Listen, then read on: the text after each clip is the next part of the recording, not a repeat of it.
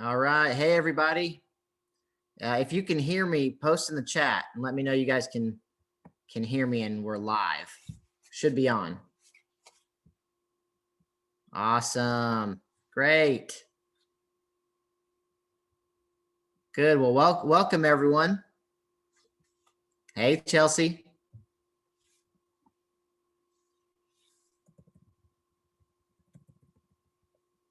Okay. Chelsea, I can't hear you. You're muted. Sorry, hi press. There you go. Good. All right. I know, oh, there's Jen. Awesome. Hey, Jen.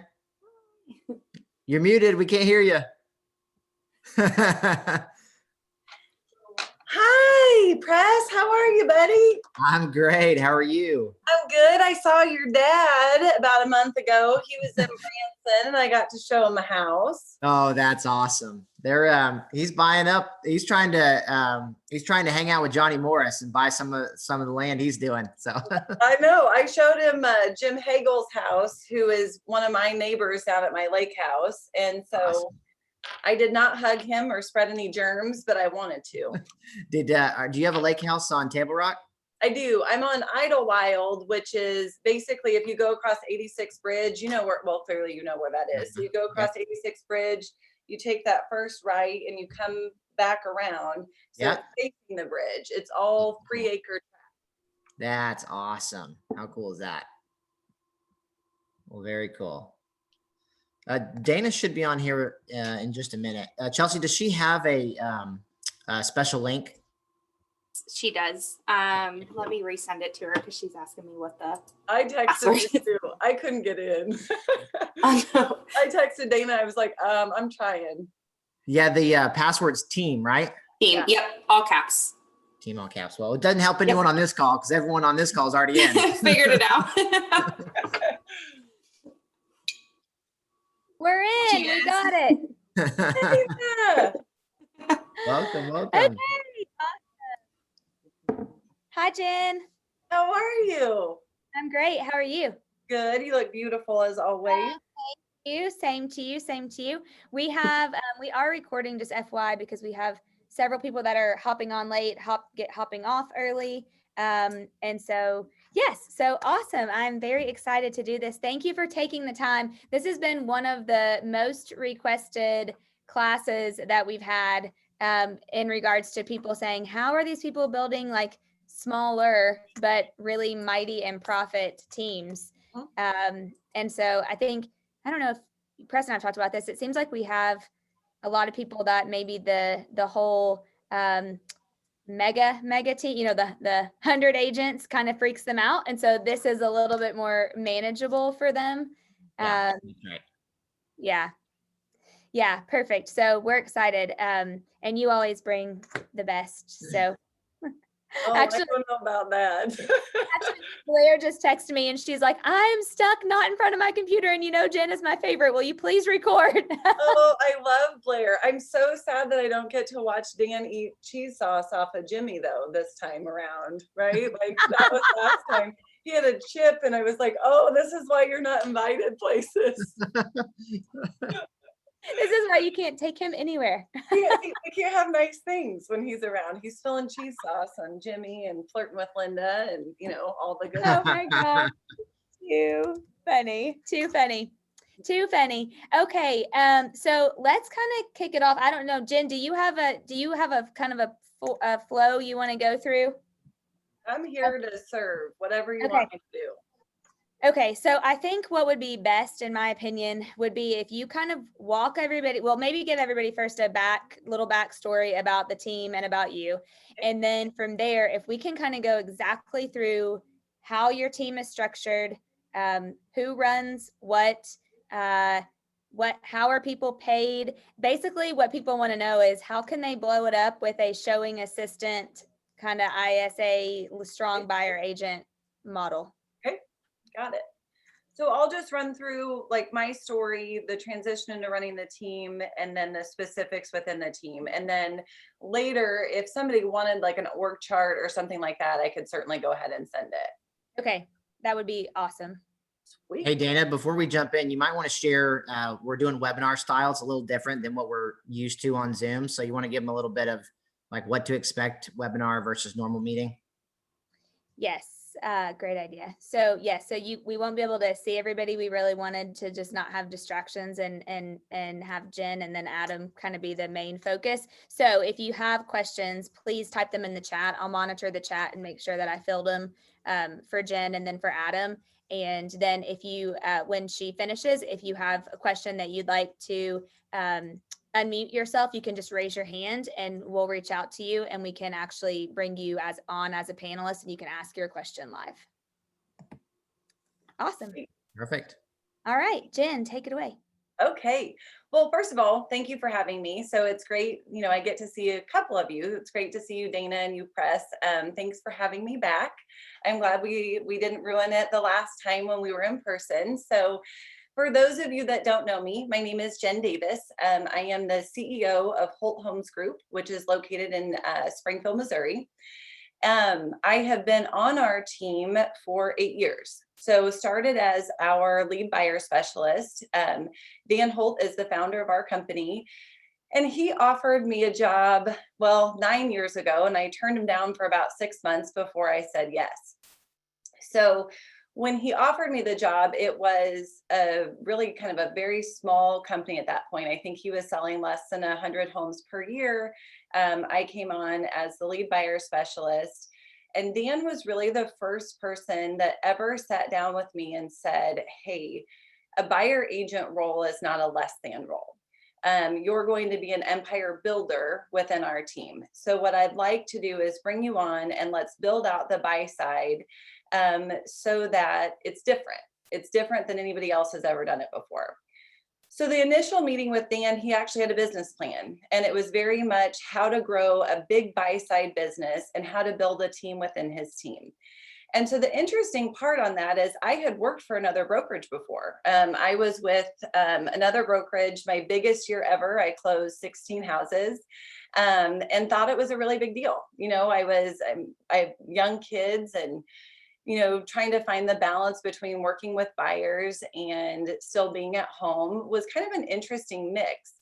And Dan was the first one that was like, hey, I think you can figure out a way to do this so that you have the availability to work hard and also then be a great mom and be able to be at home. So his goal for me the first year was to close 50 homes. And so it would have been a jump up from 16 to 50. Unfortunately, I fell short. And the first year I closed 49 houses. So had I known the difference, then had I tracked numbers or had a coach or any of those things, I probably would have purchased a house so that when I told this story, I would have hit goal. But closed 49 and it was messy. The things that we had talked about leveraging, the things that we had talked about how to build a buy side, it didn't come into fruition. It didn't come to fruition the first year. So I think sometimes people hear this story and they think, well, how did you do that? Or it doesn't seem possible, or these types of things. It was hard. It was hard work the first year. We made a lot of mistakes. We didn't do it well, and we still did it. I think that's the difference. When people ask the difference between potentially me and a different buyer's agent is I was willing to do whatever it took to get where I wanted to go. And so when the following year was coming around and we were goal planning and we were talking, I thought, how do I do it again? Right? Used to be that my least favorite day of the year was New Year's Eve. I would think, oh, all of it restarts tomorrow, right? Can I do it again? And the conversation was had of how do we do this and how do we do it better? And so I looked at it and thought, okay, well, if I'm following the MREA model, the next step would be admin support. So the first year of 49 transactions, I really had some team support, not a lot though. I mean, the admin really worked for Dan and did his things. And so the next year we added some admin support for me, followed the MREA model. I jumped up from 49 closed transactions to 72. I got to help 72 families purchase a home. And it was better. It was better and it was still hard. And so the following year we looked at it and we're like, okay, well, the next step is this thing that they're talking about leverage with lead generation. And ISAs really weren't a thing yet. That wasn't really popular. It wasn't something that everybody was doing. We didn't have a term for it.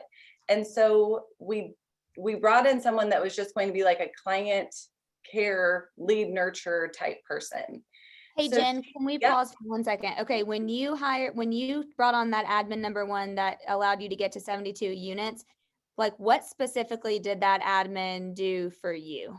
Okay, so if we're talking Keller Williams principles, and for those of you that are maybe not part of KW, I'll try to explain that as well. We often talk about being in your top 20% activities. The theory of the principle of greatest leverage is that 20% of our activities yields 80% of our income. And so a lot of times in KW, people will say, be in your 20%.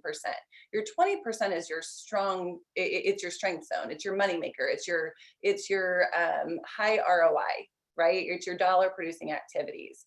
So what we did with the first admin that came in is she came in and took off the 80%, the non-dollar producing activities. So things as a buyer's agent that I needed to do, I needed to lead generate. I needed to have buyer consults. I needed to get buyer brokerage agreements signed. I needed to show houses. I needed to negotiate contracts, and I needed to get things to closing. The things I did not need to do. So the admin support. I didn't need to set the showings. I didn't need to map how I was going to get to, whatever houses I was showing. I didn't need to fill out the contract. I have to present the contract. I have to negotiate the contract. But our admin team was there to, kind of fill in the blanks for our contract. That is different market to market. So you need to be careful where you're at and making sure that you're, fulfilling the requirements of your board and all those good things. And she was handling a lot of my email stuff, questions that came in. If I were in a showing and somebody needed covenants and restrictions or utilities, she was able to get that information quickly. And what we found was it forward paced the buyer through the process faster, right? So if they weren't waiting on me to go and show property, or while I was in a showing and someone could get them that information, and it appeared to come from me, right? Because it came from my email. Those things really streamline the buyer process. I think there's a misnomer of that a good buyer's agent can only do 35 to 50 units. If you take out these non-dollar producing activities or these 80% things, what happens is it does streamline it. It makes it more efficient, and you can do as many units as a good listing agent could. Did that answer that question, Dana? Sweet. Yes, that was very helpful. Yes. Okay, and then I saw somebody asked, what is an ISA? And Press, thank you for answering it. It's basically there are lead generators or our lead nurturers. Looks a little different on the buy side, so they're not doing a lot of outbound calling. They're handling our inbound leads. They're handling any sphere of mine that come in that I'm going to pass to them to help on the nurture side. So I'm really only at this point in my career was only really working with buyers that were 30 to 60 day buyers. Anybody outside of that was going to the ISA team to manage, to keep in front of, to make sure that whenever they wanted to buy, that we were going to be the ones that got to serve them. Hey, Jen, quick question for you. As you are going through like year one, year two, I see on a lot of teams, they have their sales agents, their buyer's agents, they're doing lead generation. Mm-hmm. Were you doing any of the lead generation? What did that look like? And how is that, like, as you move through the years? I assume that probably became less and less as you added ISAs. Maybe talk about that. Sure. So the year when we added the admin, let's say there. So I jumped from 49 to 72. I handled every sign call. So any sign that came in, and keep in mind, we have a listing based business. We're 65% list side, 45% buy side. So every sign call that came in, I took. Any inbound lead that came in, I took. I converted it and handled all of the follow up. It wasn't until this next year that we're going to get into that I really had the opportunity to have any type of leverage around lead generation. And I think there's part of me when I look back on that, when I'm training or I'm bringing in somebody for an ISA role, I have an understanding of it because I did it. I also have an understanding of the production side of it because at 72 units, I was still handling every inbound lead. Any lead that came in, it didn't matter if it was an agent that called off of a sign, right? If they didn't have Dan's cell phone number, all of those numbers or all of those phone calls came to me. So I think sometimes it gives me validity within our team when I'm handling the training of here's how it was built, here's why it was built. There were some hiccups in my thought process along the way, but when you kind of look back on it, it mirrors very much the MREA. It very much mirrors, I got to a ceiling. I can't get past that. And when we know that if we're at a ceiling, we either need a system or we need a person. And sometimes we need both. But as we grew, there were loads of times where potentially I rearranged a system or thought I was making a system better when maybe I was really ready for that person. So hindsight being a little bit more effective some days. When I look back on that lead generation, I handled just like any agent would. I was handling any type of a lead, whether it was lead generating or lead nurturing, from 8:30 to 10:30 or 11 every morning. So my day looked like from 8:30 to 10:30, I was in the office, I was making phone calls, I was setting searches, I was doing whatever I needed to do to move somebody forward, right? So I didn't have for sale by owners to call, I didn't have expireds to call, I had a listing team that was handling that side of it. But I was expected to close a certain amount of buyers. That meant understanding how big of a pipeline I needed to have. And so that meant filling that pipeline. So it was very regimented that I was in the office 8:30 to 10:30, and I was handling any type of leads. And then at about 11, buyer consults would start. So very similar to what a brand new agent or an agent that is running a team, how they would handle it. Hey Jen, quick question someone asked. So when you brought on that first admin person, how were they paid and did they have to be licensed? That's a great question. So the first admin that I brought in, quite honestly, and this is not normal for all team leads. So understand that the founder of my company is very generous. So as we go through this, just understand that. I had closed 49 transactions my first year. Dan made a business decision to pay for me to have an admin because if I were out in the field and I could increase my numbers, it helped his bottom line. The buy side was very profitable. And so he made a business decision to reinvest in the company. And that was a decision that he made. That is not necessarily standard for the industry. So later on, when we go through the story, at one point I hired an EA that handled everything for me, including my MAPS coaching stuff. At that point, I took over that cost. But the very first admin was provided to me by my team. Okay, perfect. And then I'm sorry, I may have missed it because I was building the chat. Were they licensed or no? Not licensed. So Okay. at that point, they were not answering any questions that a licensed agent needed to answer. Those all still were fielded through me. They were setting showings. They were filling in the boxes of a contract, but I still handled presenting the offer, negotiating it, all those things. Now she is licensed. So since then she has gotten licensed because at a certain point, I did need somebody to help answer questions that would require a license. Okay, perfect. That's very helpful. Okay. Okay, so after you brought on admin number one and went to 72 units, then what would be next after that? So the next step where it was really twofold. There were two things that happened. One, we got this lead nurture / ISA person that we didn't have a title for. She came in, and at the same time, I hired a real estate coach. I waited too long on both of those hires, and Dan had come to me and said, "I'm past the point of being able to coach you. You can bounce ideas off of me, but I've never sold 72 buyer units in a year." And he recognized that there was no one else in our market center or in our market or our region that was doing anything like what I was doing. And so I got a coach, and then we hired our first ISA. So two things happened. One, I finally had some leverage on lead generation, right? So press back to your question.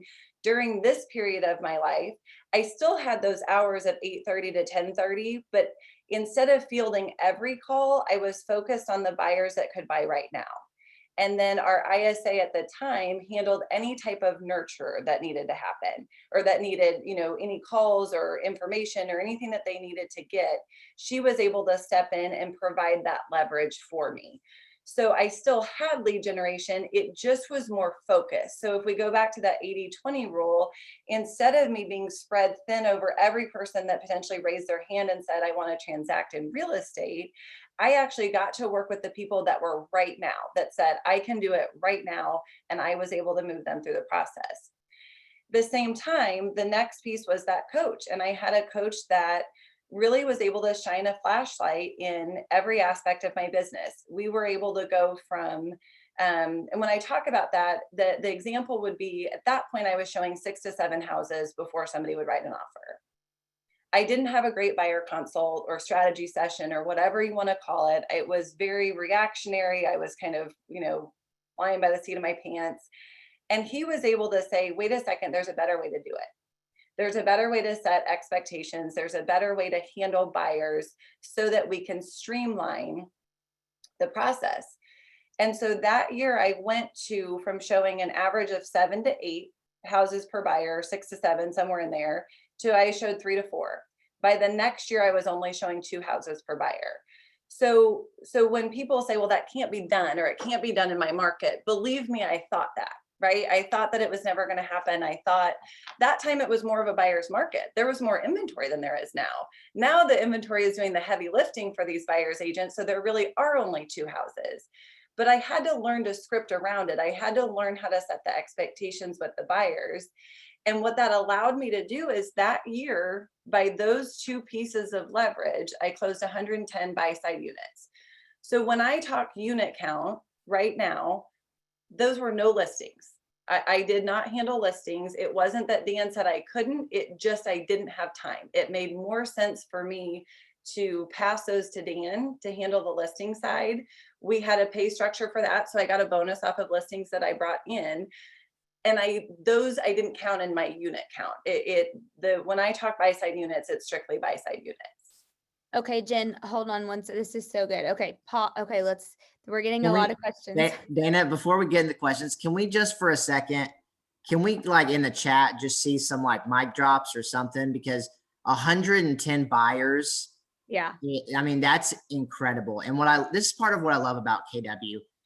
Jen, we get amazing people like you who, through coaching, through systems, through models, you find a way to do what most people think is impossible. So thank you for lifting the lid for a lot of our people, because that's just incredible.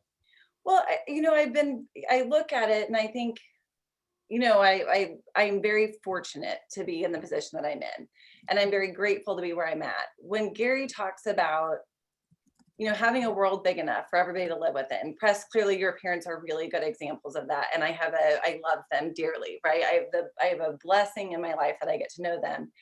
And I look at them and I look at the example that they set for Dan. I'm the recipient of someone creating a world big enough for me to live within it. I never had a rainmaker or a leader that said, nope, that's enough. Or we're going to change your split, or we're going to do this, or we're going to bring in another buyer's agent, or we're going to do these things.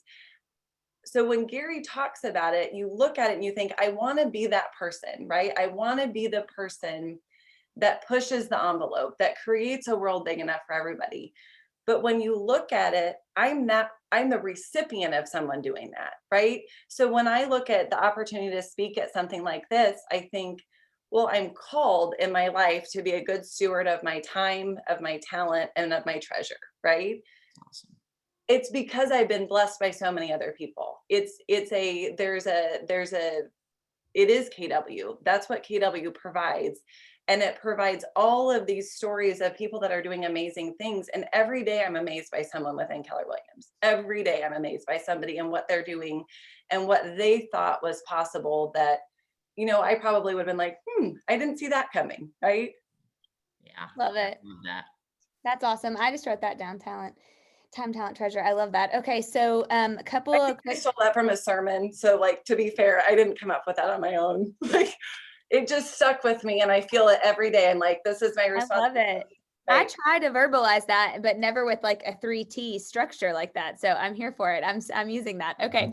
So so a couple of quick questions that people are saying. Besides sign calls, where were all the leads coming from? Where were the leads coming from? And how many buyer leads a month were you getting to nurture that amount of leads to close 72 units? The 72 units or the 110, I guess it would probably be a similar conversation. So keep in mind, we are listing heavy. So our team is still listing based. So I get a lot of attention, which is so nice for my ego. And our listing side is amazing.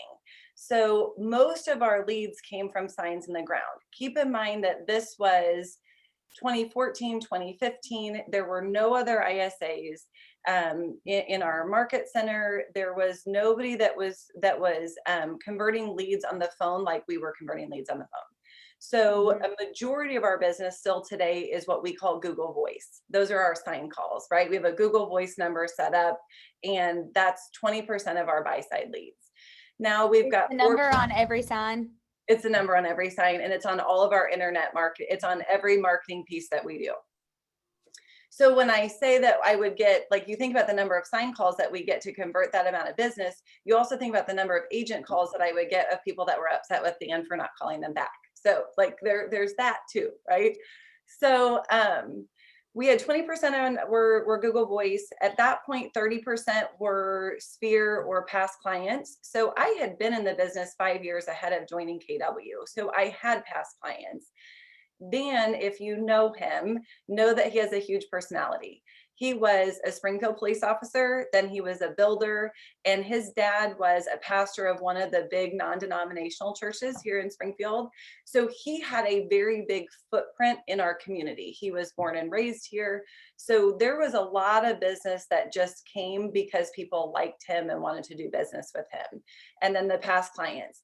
At that point, we did buy leads. So there were leads that were being purchased, and it was a different time than it is now. So it wasn't as watered down as it is now. I think we maybe spent $400 or $500 a month on leads, and the ROI was so high because we were one of the few people that were doing it.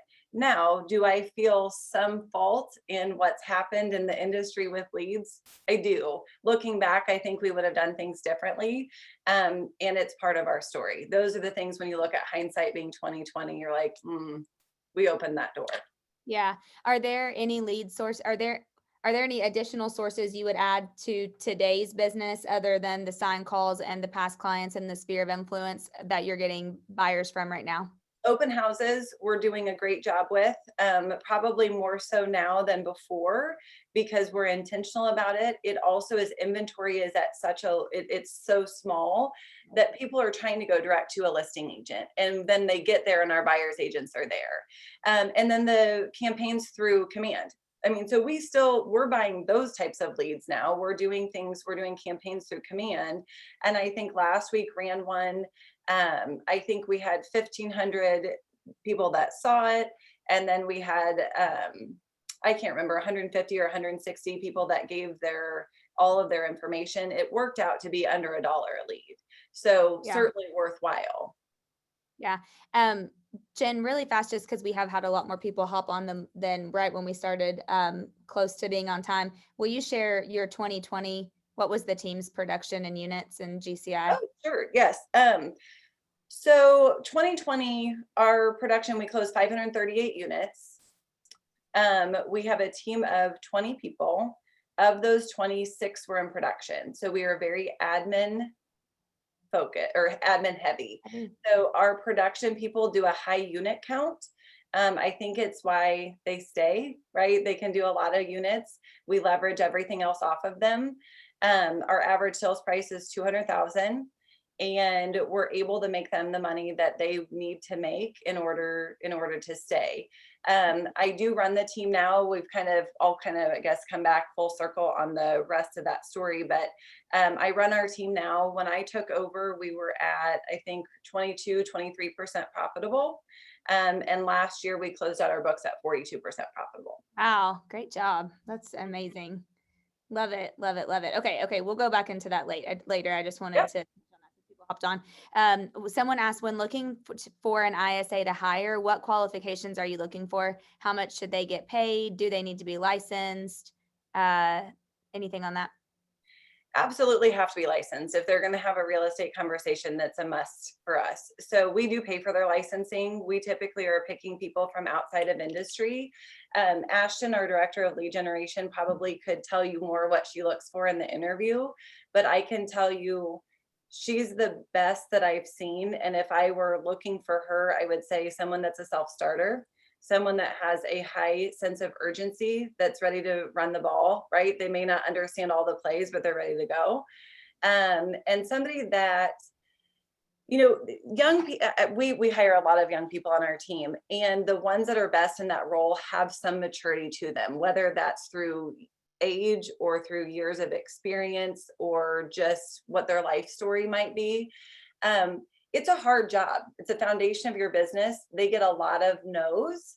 And so I think for me, someone that is mature enough to handle it and still be able to show up every day. It has to be someone that's not going to carry the losses with them. So if I were looking for somebody, it would be high sense of urgency, a self-starter, somebody that has a high maturity level and that is willing to, you know, that they can get back up.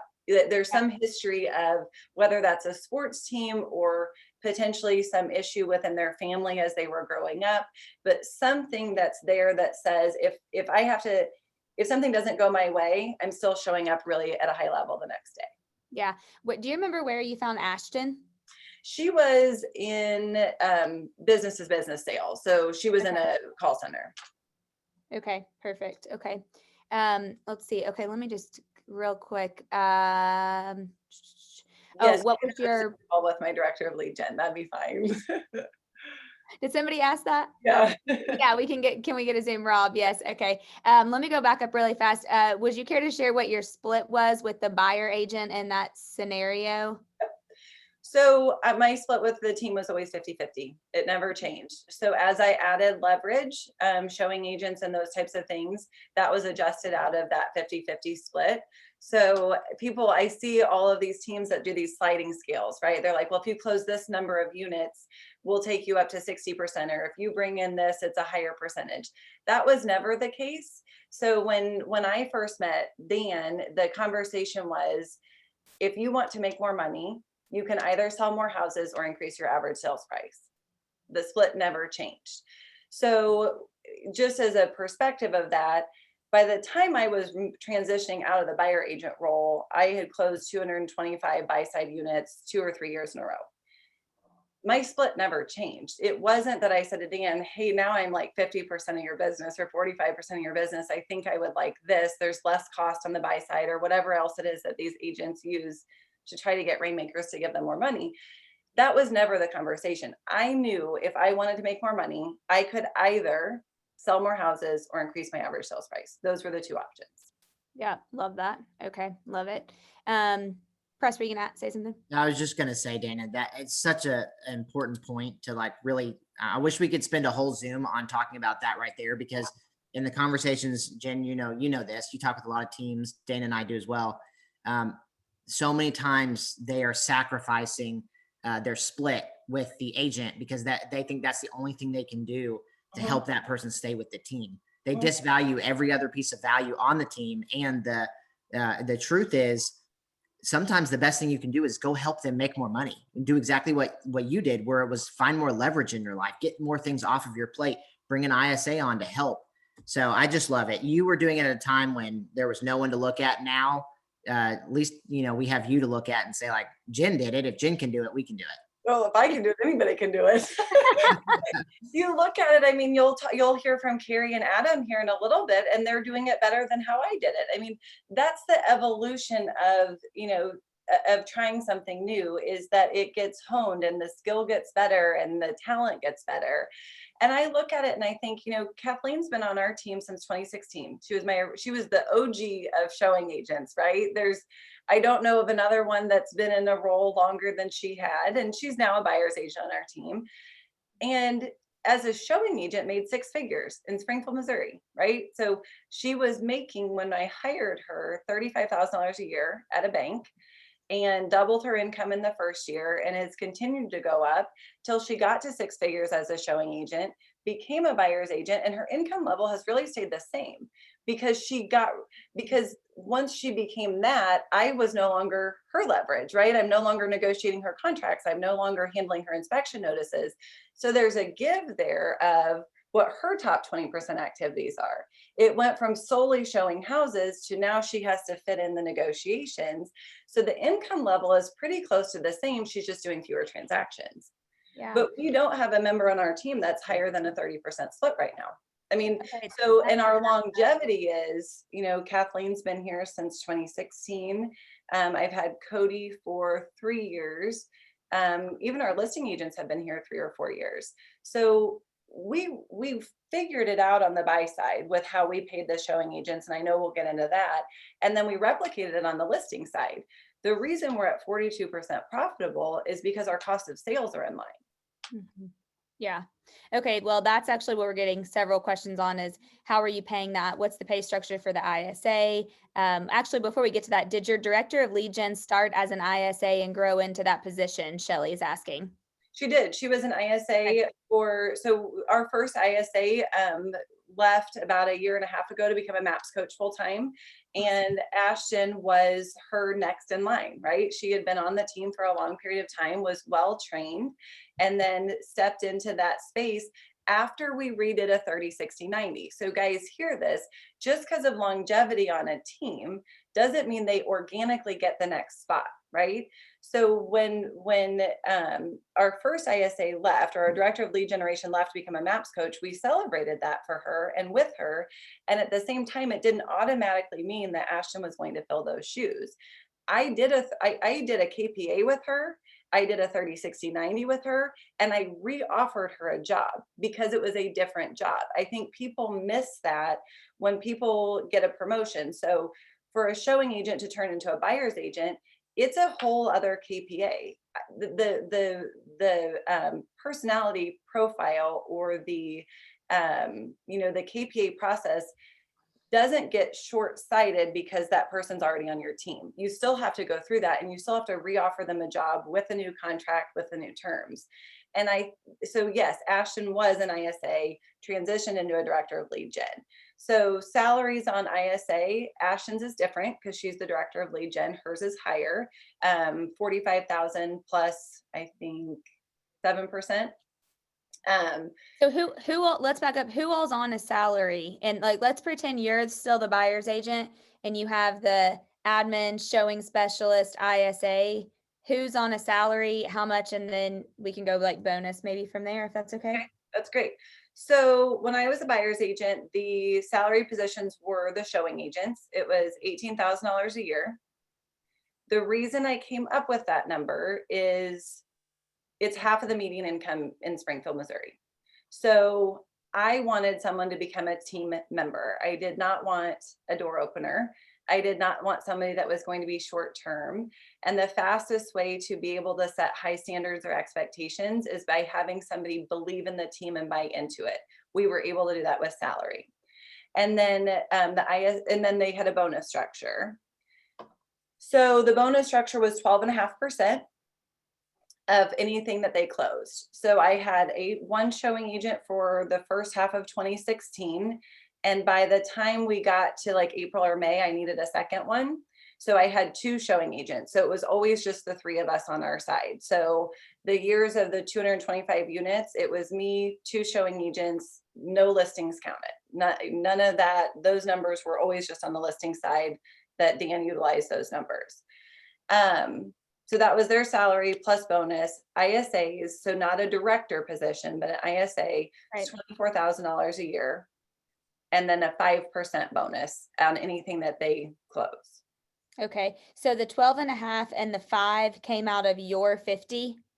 The 12.5 came out of my 50. The 5 came out of Dan's. Dan paid that. So remember when I talked about him being extra generous? Yes. That was part of it. He provided the leverage so that we could go further faster. Yep. Love it. Okay. My first showing agent, he helped me with the initial split on, just to get it up and going for the first 12 months. And then I took on I had always had the full salary, but then after the first year, then he helped on the 12.5%. Oh, you paid the salary, not the team? I paid the salary for the showing agent. He paid the Oh, salary for the ISA. okay. Jen paid. Sorry, I'm writing down just as much as I know everybody else is, so I'm gonna give everybody a minute. Industry standard is around 10%. So when I'm saying 12.5% and I'm saying a salary, I did 12.5% because we have a very low average sales price and I wanted people to stay, right? Like that's what I wanted to happen. I love coaching. I don't love training day to day. Yeah. So when we had people come in, that was important to me that they make a lot of money. It was important to me for them to stay. So the $18,000 a year was like their baseline. Like, hey, I can't do much, but I could probably pay my rent, right? So then that 12.5% is a little outside of industry standard. So if I were going to give a suggestion based on market to market, it would be look at what either your median income is, or if you live in a luxury area, then look at what an entry level college graduate would make. Nationwide, it's around 40,000. Surprisingly enough, it's not that much higher than Springfield, Missouri. So if I were looking at that, potentially the base salary would be somewhere around 20,000. Right. But with the bonuses, your end goal, you want them to get to the point where they're making more than they would make in another industry. So you kind of have to take all those factors into play. This was not something I just kind of was like, hey, I'm going to see if this works. It was months of me thinking about it and thinking, okay, how do I make sure that whoever we bring in, I can have a big impact in their life and they can have a lot of financial success. Yeah, I love that. Okay. That makes a lot of sense. I'm just building the chat. I think we've got okay. So let's see, where should we go next? So do you want to so you hit the 225 units 3 years in a row, then now you're out, right? Of production. Yep. Yeah, you're running the team. Yeah, minus 1 month this year, where last year, right after COVID, where I had a moment of total panic of like, oh my gosh, that I'm now in charge and all of this. So there was 1 month last year where I took like 10 listings, which is really not like me. And then half of them turned into buyers. So mostly out of production, unless I panic, and then we all do what we're comfortable with, which is, jumping back in and thinking that we do it better than our people, which is not true. Yep, I totally get it. Okay. Okay, let's see. Is the 18K a W-2 and the 12.5% bonus a 1099? Someone's asking. That would be your accountant question on how you guys are set up, how your company is set up with whether it's a S Corp or LLC. I would hate to give any type of tax advice. All of ours ours is set up that way, but I think that there are different ways to set it up. So just talk to a tax professional about that. Jen, I love how you, earlier when you were you walked through year 1, year 2, year 3. Is there anything else you want to, it seems like you had a process there and it was really good. Is there anything else you want to kind of continue with that trajectory? Sure. I think that's probably the easiest way to do it, because I'm like a linear, right? Like linear mind. So, year 3, we got to the point where that was the leverage. I had a coach, I had lead gen support. And then the next year, I'm going to be 100% honest, I would have stayed at 110 units for the rest of my life and loved every minute of it. I love more than most people being a buyer's agent. I love buyers. I love their stories. I love their families. I love their pets, all of it, right? I'm sucked into the emotion of my people. And at that time, Emily, who now is a MAPS coach, came to me and said, you have no more availability. You have no more availability. And guess what? I was the ceiling for the team. So that was the end of 2015. And I was going to close the 110 units, and I was working 2 nights a week, and I was working 1 day of a weekend, and I was living my perfect life. And then I was a ceiling for somebody, and that's humbling. It's humbling to be in a space where all of a sudden it can't be about me anymore. And I loved the buyers that invited me to Thanksgiving or my kids to their kids' birthday parties. And so we started having the conversation around showing agents. And that's the next piece of leverage, right? If we're walking through the MREA, the way that it looks is you get admin support, lead gen or marketing support, and then production support. So on the buy side, that looks like a showing agent. And I do reference them as showing agents. Some people call them showing assistants, some call them showing partners. They are all licensed. If they are showing property and having real estate conversations, they need to be licensed. I never referred to them as a showing assistant because nobody likes to be an assistant, right? They're a licensed agent. They're an empire builder within our organization. They're the relationship leverage for me with my clients. So I want them to feel like that. I want them to feel important. So we talked about, Dan never made me feel like a buyer agent role was a less than role. I've never made my showing agents feel like that's a less than role. They're boots on the ground, right? They're field agents. They're an expert in the field. Every person that is in that role is better at that role than I was. And that's hard. That's hard to get to the point where we have past clients that call back and they don't ask for me anymore, right? They ask for Kathleen, or they ask for Cody or Jeremiah. And so we get to the point where, okay, I'm willing to, I don't want to be the ceiling for Emily. So I bring on my first showing agent, which is Kathleen. And all of a sudden, our lead gen team has 2 calendars to book.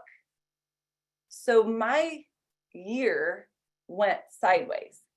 And by May, Kathleen's booked, I'm booked, and I'm negotiating every contract. Dan decides to take 45 listings in April, which meant that I put 36 or 37 buyers under contract in May, Kathleen and I. So think about the number of contracts, the number of inspection notices, all of those things. And I was like, this is worse. The 110 was way easier than this. So I hired a second showing agent. And that was really when I was kind of out of the day-to-day showings. It didn't mean I wouldn't show. It just meant it was going to somebody else first. And that year we closed 182 buy-side units. And it was by the grace of God that anyone still came back to us afterwards, right? Like that was one of those years where if we didn't burn a bridge, it was pretty amazing. You have that kind of growth and there are some hiccups and bumps and things along the way. And so the following year, 2017, was all the same people in place. It was the 2 showing agents plus myself. The only ad I made in 2017 was an EA. And that person I also paid her salary. So I had the 2 showing agent salary. You did, not Dan. You paid her salary? I paid her salary. Okay. She's still So on. like, is she? Uh-huh. Okay. So roughly around that time, like what would your GCI have been that year? Just like rough amount. I think I bounced around from 450 up to my biggest year that I was a buyer's agent. I think that I made 550. I don't think I ever went over 550. And that would have been 2019 would have been those years, because it was a pretty consistent model, those pieces for that period of time. It was nothing really changed after that. We went 182, we got to 225 and really held there. Yeah. Last year, we took a little bit of a step back, I think, because I had jumped out of production and hadn't replaced it yet. Not 2020, but 2019, maybe took a little bit of a, 5 or 10 back. Okay. Okay. Couple of questions. Did you want to go on with or do you want me to ask you some of these? Whatever you want. You're in charge. You're driving. I'm just a passenger. No, you're like crushing it. Okay. What are the full responsibilities of a showing agent include? What do the full responsibilities of a showing agent? So a showing agent is a lead nurturer, not a lead generator, right? I'm not paying them to generate leads. If I've earned the right to have a showing agent, I have a big enough pipeline for them to service. So they're going to nurture leads and they're going to get people to the point of writing a contract. That's their job. So their job is they're not just opening doors. It's not this Vanna White thing of like, hi, here's the kitchen or whatever else that people are saying. They're an expert in the field. They know market data to get people to the point of writing an offer. So if I'm the pipeline, they're handling the nurture, I'm doing the consult, they're handling the showings, getting people to write an offer. I step in, negotiate the offer. I step in and handle the inspection notice, and then they handle the walkthrough and the closing. Okay, okay, okay, okay. So buyer's agent is still negotiating the contract and inspection. We do. I mean, we that's how we have handled it. I know that there are teams and that have had success with potentially some of the admin work helping that. You know, the mistakes that you make looking back. There was a year in there that I attempted to do that, and the bridges I burned were not always with our clients. Some of it was with listing agents. You know, I didn't have control over I was helping so many people. It was moving so fast that I would say something that I believed to be true about the buyer, but because maybe the showing agent had more relationship with them, I didn't have all of the pieces of information. So that was the part of, you know, we had to slow it down a little bit. We had to slow it down to fix it because I wanted to, specifically now in a multiple offer situation, I want a listing agent to pick me because they know I'm easy to work with. I'm not going to argue about silly things. If I say it's as is, it's as is. If I say that it's cash, it's cash. Right, all of these things. So when you look at all of the pieces that go along with it and you look back on it, yeah, I mean, there was a load of things going on. I was negotiating the contracts, but you have to have enough of being able to step back to clarify things with the showing agent and with the client to make sure that your name is the one that's on the line, that you're really, really comfortable with that buyer and what you're doing. Yeah. Okay. I actually have my own question, and there's a ton in here too. So let me go back up really quickly. Okay. So what's your biggest piece of advice for a current agent who's looking to start a system with a showing assistant or ISA without the generosity of someone like Dan contributing? So I think if I were going to start and I were a buyer's agent, number one, I would look at it like I'm a team within a team. Am I on a team that person is going to give me the autonomy to run my team within a team? As long as I'm a culture fit and as long as I am on the same track as my mega agent, right? If my rainmaker has a goal of something, I better be bought into that goal if I'm going to build out a team within a team. And then I would look at it of where are the inefficiencies in my business? What can we improve upon? What's the course correction that we can do to increase that business? So if it were me, I 100% would get admin support first. And I would be closing no less than 6 to 7 units per month on the buy side before I brought in that admin. And then I would have that admin and I'd go to 8 or 9 a month. And then I would bring in that lead generation support so that we're running a business like a business and not like a real estate agent, right? We want to be proactive, not reactive. So for me, I would look at it and think, okay, well, I'm going to follow the MREA, even if I'm a team within a team, and even if I have to pay for that leverage, right? I'm okay with that because I understand the risk of the rainmaker. I understand the risk of that team leader. I understand that it is their name on the line, that they have the cost of signs and lock boxes and, you know, all the things that go along with it. So I would think, okay, I'm going to do admin support first, then I'm going to pay for an ISA, somebody to handle, you know, help me with the leads. Maybe that's a combination person. So if you don't have someone or you don't have the finances to have 2 separate people, how do you combine those roles until you have enough money to separate it? And then finally adding in that showing agent. Showing agent comes last, guys. That's your dollar producing activity. That's the most amount of money that you're going to give up in a transaction is paying somebody to be that leverage piece for you. So for me, that would be my last piece because I want to make as much money as I can until I'm ready and able to bring on that showing agent. You have to have that pipeline for a showing agent to come on. I think most buyers agents are like, oh, I'm tired, right? I sold 35 houses. I am tired. And I'm going to leverage off this showing because buyers are liars and blah, blah, blah, blah, blah. No, you're just not at mastery yet. You're not at mastery yet as a buyer's agent. Buyers aren't liars. It's an agent issue of not asking enough questions. So if you want to build out the team, build it out, but make sure as you're going, you're getting to mastery as a buyer's agent, that you know what are your standards? What are your expectations? What can you get done in a month? Because once you have that pipeline and you have that business, then you've earned the right to bring on a showing agent and impact somebody else's family. Yeah, love it. Sorry, Jen. I love this topic. I teach a whole class about it and I always get fired up. Awesome. love it. We're bringing Press, that go class to we're bringing that class to the region. So send us the details on that one. Well, it's like 6 weeks. I don't know that you guys can handle me 6 weeks in a row. I'm a lot. We can. We're here for it. Okay, so we did get a question in the Q&A part, Dana. It says, what contributed to the significant increase in profit percentage in 2020? So I think when you were going through those numbers, you saw a big jump in 2020, or a decent jump. We did. So 2019, I bought into the company.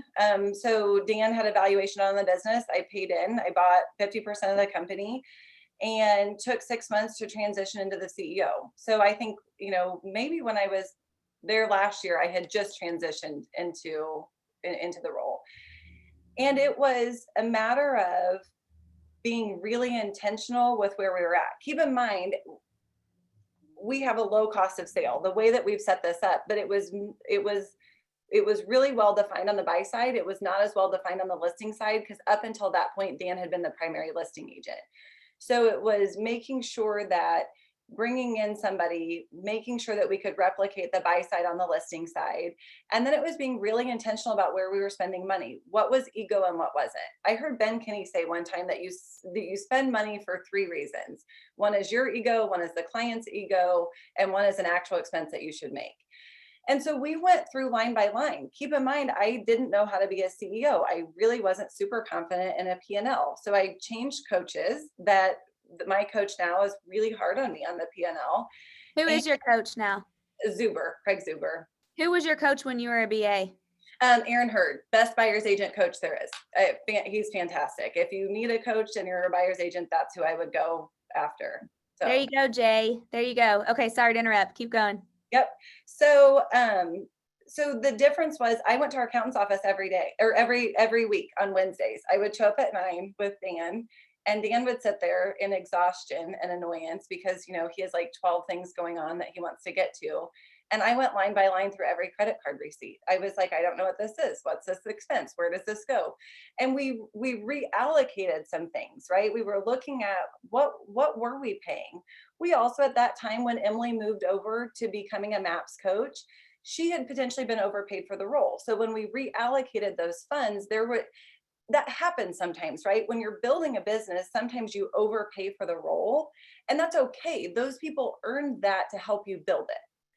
And when that person leaves the role, you have the chance to kind of fix it, right? Because the hard work's already done. It's built. We just now have to tweak it or improve it. Did that answer that question?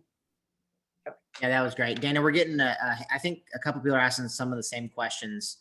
How do you make the client not feel bounced around between showing agent and buyer's agent?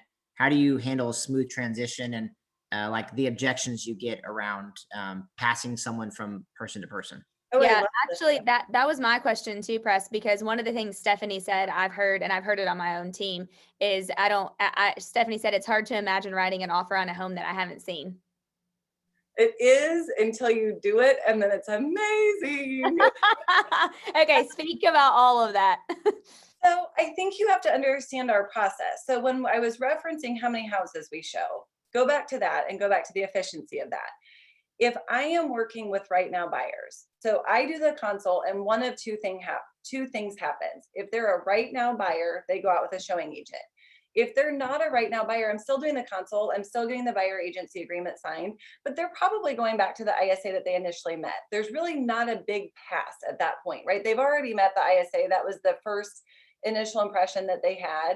And that conversation sounds very much like, hey, Dana, I'm so excited that I got to meet with you today. I can't wait to help you next fall.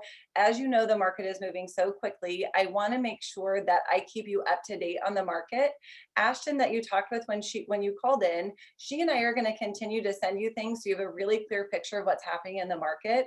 And about 60 days ahead of you making that purchase, that's when we're going to get out. That's when we're going to go start taking a look at those houses to make sure that we get you the best house at the best price. So I want you to have market knowledge over the next 6 to 8 months.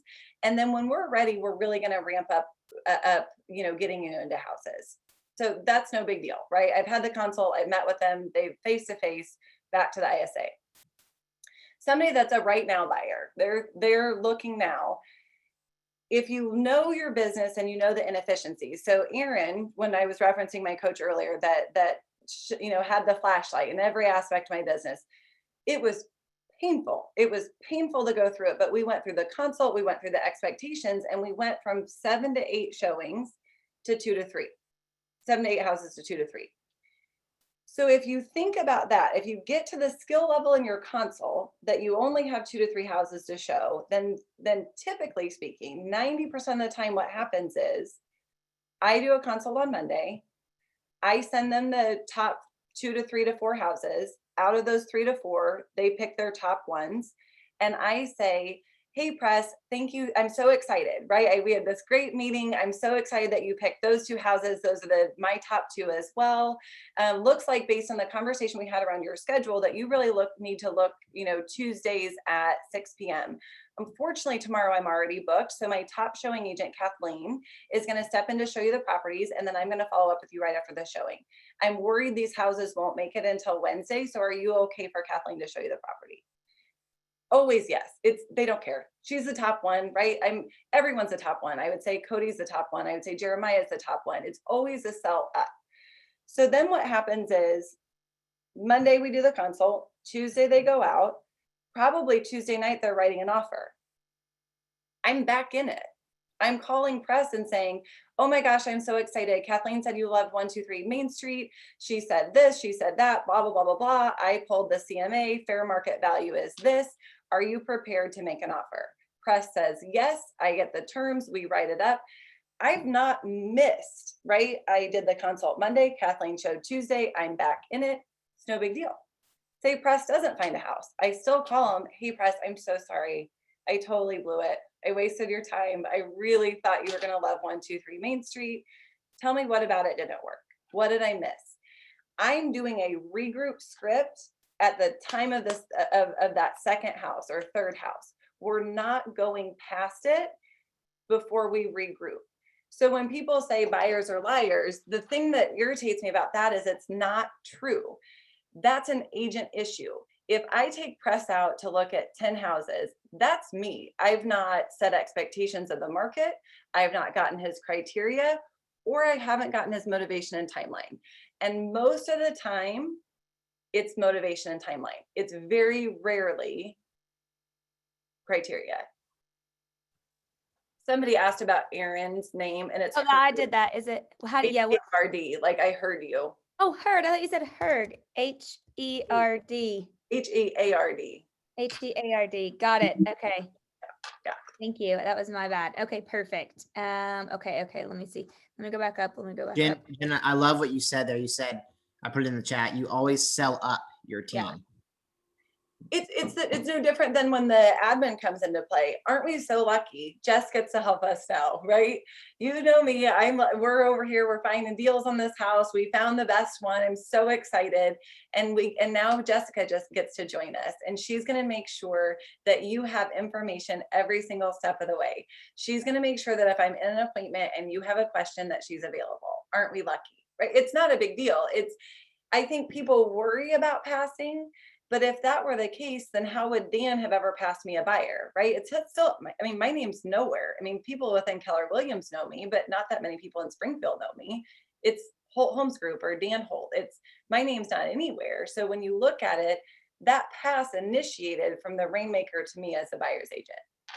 Out of the over a gazillion buyer side homes that you've closed, how many times has it ever been an issue? Do you know what I mean? Never. Never. It's never been an issue. And if I get any type of pushback on, hey, press, do you mind if it's Kathleen that shows you? If press said to me, you know what, I really only want to work with you.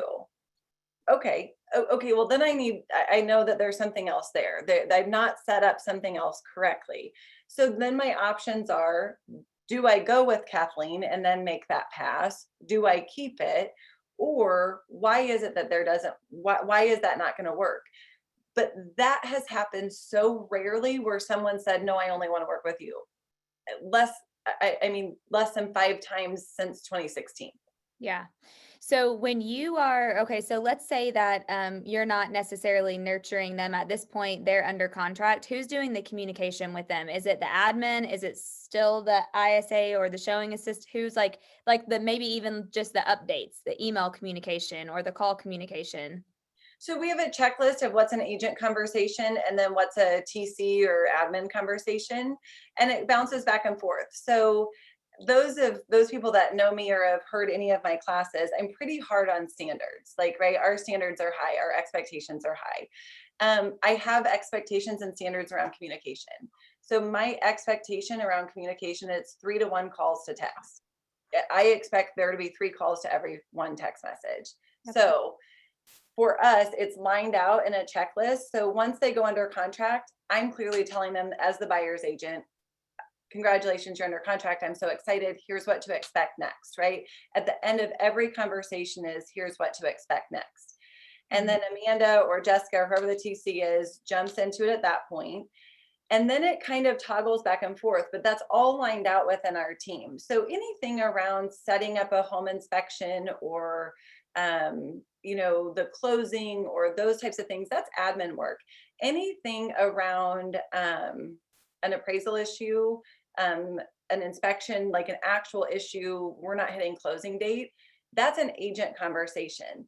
And we have it lined out that that's not only agent to our client, that's agent to agent. So if Press is the listing agent and I bring him an offer and there's a problem, I'm talking to Press. My admin is not talking to Press. There's I a love that. there. Yeah, I love that. Like, that's one of my favorite things that you've said. Because I agree with you. I think the pass off, there's a lot of fear around that, but it really never comes to reality. I think that when people feel like that, it's usually the other agent or it's when there's a problem and they're getting a communication from an admin versus the actual agent. That's right. It just is handled. It's handled differently, and it's not that our admin can't handle it, but quite frankly, they don't get paid enough. I mean, Yeah. if there's a problem with valuation or an inspection item, that is 100% my expectation that our agents will handle it, and it is handled in a phone call. It's not an email. It's not a text message. It's, hey, this is happening. And we fail on that sometimes. I mean, those things have come from us having failure and getting pushback. I mean, there have been people that are like, I can't believe you sent an email, 2 hours before closing. And I'm like, oh my gosh, I can't believe they sent an email 2 hours before closing, right? It's just a conversation. It's an opportunity for growth and improvement. Yeah, love it. Okay, let's see. Kathy asked, how's the current market of multiple offers affected your average number of showings and offers? So right now in multiple offers, because we track everything, we track how many offers written to accepted, and I think we're still at like 87 or 88%. I mean, and we're no different than anybody else in the country. So I am a MAPS coach, and I coach people from California to Maryland, and Springfield, Missouri is no different in the number of multiple offers. But what we're seeing is the market is actually doing the heavy lifting on the number of showings. So if we explain the market well in the strategy session or the buyer consult, if we explain the market well, our buyers are prepared to go in with a really strong offer. So most of the time, 87, 88% of the time, we're still winning in multiple offers, but it's because our buyers are really well educated. They don't feel uncertain about what's going to happen. And what I know about buyers is the more knowledge they have, the more confidence they have, right? I also know about buyers, the more houses I show them, the less faith they have in me as a buyer's agent. So I've got to be the expert. So the market for us is really doing the heavy lifting around what's going on with these multiple offers and showings and et cetera. Okay, perfect. Lisa, okay, yes, I was going to say, Lisa asked, how do you nurture relationships with co-op agents for possible recruiting? I think she means like being able to build your downline. It's interesting. This is something that I struggle with a little bit, and clearly I see, Press's mom, Linda's got a class coming up on just this topic, fortunately for all of us. It's telling our story, right? I think what it is I typically try to always do the right thing. I mean, well, I don't always try. I always do the right thing. And sometimes it's really painful. But what happens is that if there's a new agent and they're at another brokerage and they're asking me questions and I'm not frustrated with them and my admin's not frustrated with them and I'm not rude to them, they see something different in me, right? They see something different in our story or what's going on, especially agents that are either new and are having a hard time entering this multiple offer situation. If I'm willing to answer some additional questions, they want to then know more. It's an easy opening to have the conversation about KW. The other side of that is, though, I did for 5 years only sell 16 houses a year.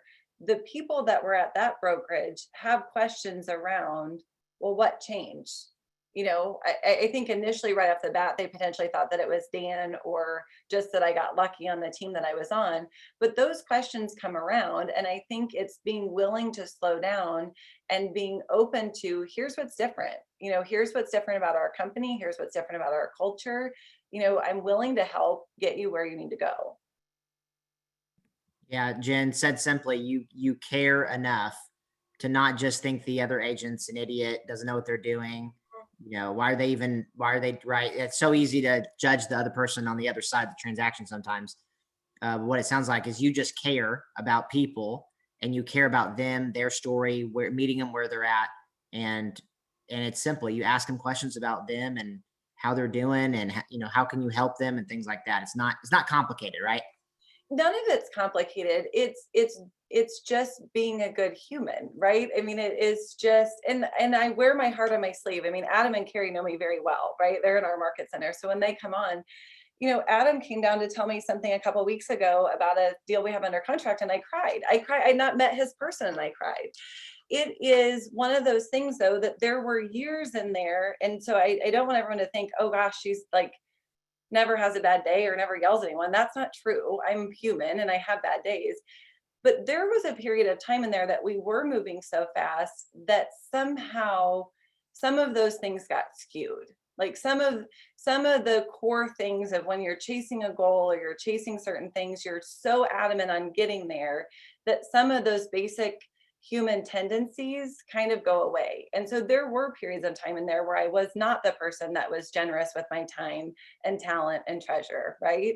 And so when I look at it now, I'm like, I've seen what I've been like when I've not been that person, and I don't like that person. And so if this is what it takes and it opens the door for somebody to come to KW, great. If they don't come to KW, maybe I've just been a bright spot in their day, and maybe it helps them make something else easier later on down the road. Yeah, love that. Yeah, I love that too. Okay, let's see. So we are going to move to Adam in just a few moments. So if you have a last question for Jen, please type it in the chat. So Rob said, do showing agents also do business of their own outside the team? Good question.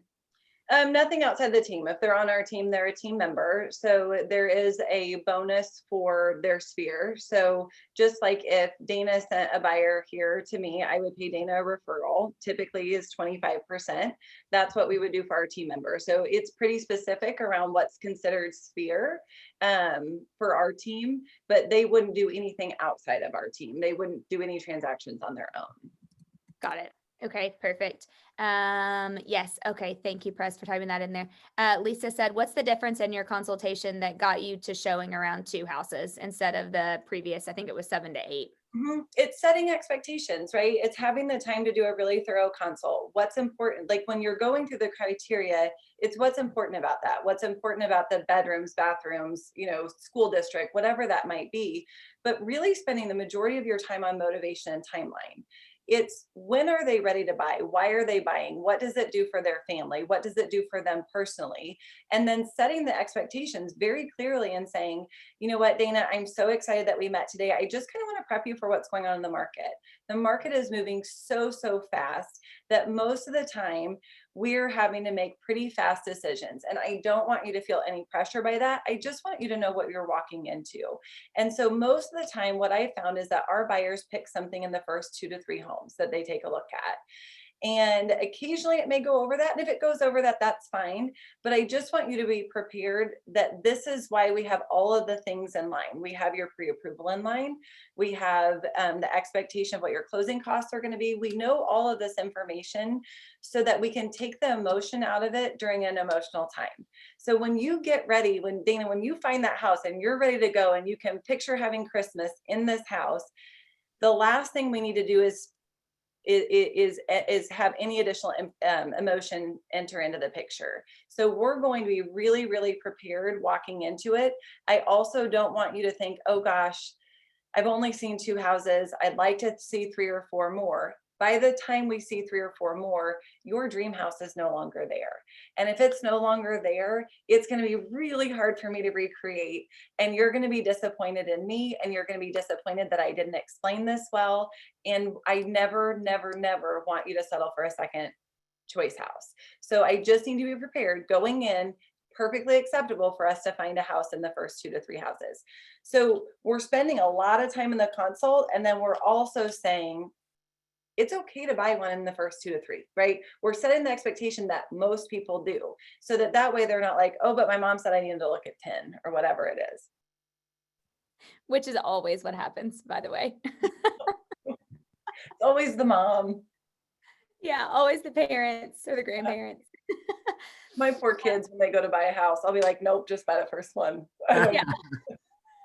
Hey, Jen, I 2 questions for you. Number 1, can you talk a little bit about finding talent? I think the easiest thing on that is the reality is none of us spend enough time looking. I think that's the first and easiest answer, but I'd love to hear your thoughts on where you're finding your best people, where are you looking, what's your process? And then second would be maybe walk us through if you were hiring on one ISA onto your team. Let's say you had a team and it's just your first ISA. What's a perfect day look like for an ISA? Like, what are they doing all day? Walk us through who they're calling, inbound, outbound, things like that. Yeah. So, looking for talent. I think you asked me the question earlier about my lead generation time. I still lead generate, except for Mondays and Wednesdays, which are my one-on-one coaching days. I still lead generate Tuesday, Thursday, Friday from 8:30 to 10:30. Mine is for talent though. So I call our past clients and I ask who they know that they think would be a good fit for our team. That's all I do. That's my only lead generation. And oddly enough, we get a fair amount of business from it, right? I mean, because I'm asking an easier question of them than who do you know that might want to buy, sell, or invest in real estate. So that's our primary source, is our sphere. I'm calling mine, I'm calling Dan's. And then we do ads on LinkedIn and Indeed, and I think Wise Hire actually can group them all together, right? I don't always do that part of it. I don't run our ads anymore. So that all goes out. And then what happens is with our interview process, Dan or I have to meet them before they're allowed to go to the second interview. What we noticed was, for a period of time, mistakes that get made are for a period of time, Dan and I stepped out of the hiring process. And that doesn't always work, right? The vision of the company is still Dan's and mine. And so if someone's going to go to that second set of an interview, one of us has to put eyes on them and have a 5-minute conversation, right? That's an expectation on our team. So majority of our production hires, all of them, have come from outside of real estate, or one agent that had left real estate that we got him to come back, right? So we're usually looking outside of industry, and all of those have been from our sphere. Our admin hires are typically have been from Indeed or LinkedIn. And then the ISAs have been Indeed, LinkedIn, or Sphere. Okay, before you go into the ISA, a day in the life of, do you guys ever bring an existing agent onto your team? We have not.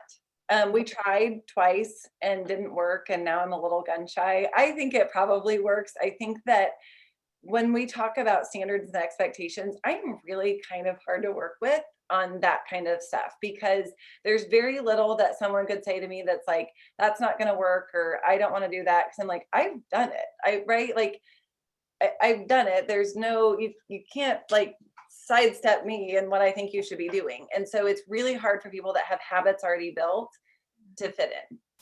Yeah, I thought that. I mean, I knew that about your team, but I just wondered if that was still your all's model. Because I feel like a lot of rainmakers trying to build a team, like their number one lead gen that they do is go out and try to find other agents or what we would call cappers, to join their team. And then I think that sometimes they struggle because just what you said, they have habits that they can't break, or, it's different. It is different. There's one, Jeremiah on our team had been an agent at KW and actually left real estate, and then we got him to come back. And so that's been successful, but he was not actively in real estate. And I think part of that is the one thing I'm looking for, a sense of urgency. That's my main thing. I want someone to run the ball, right? Like that's what I want to happen. I can clean up a mess if there's a mess.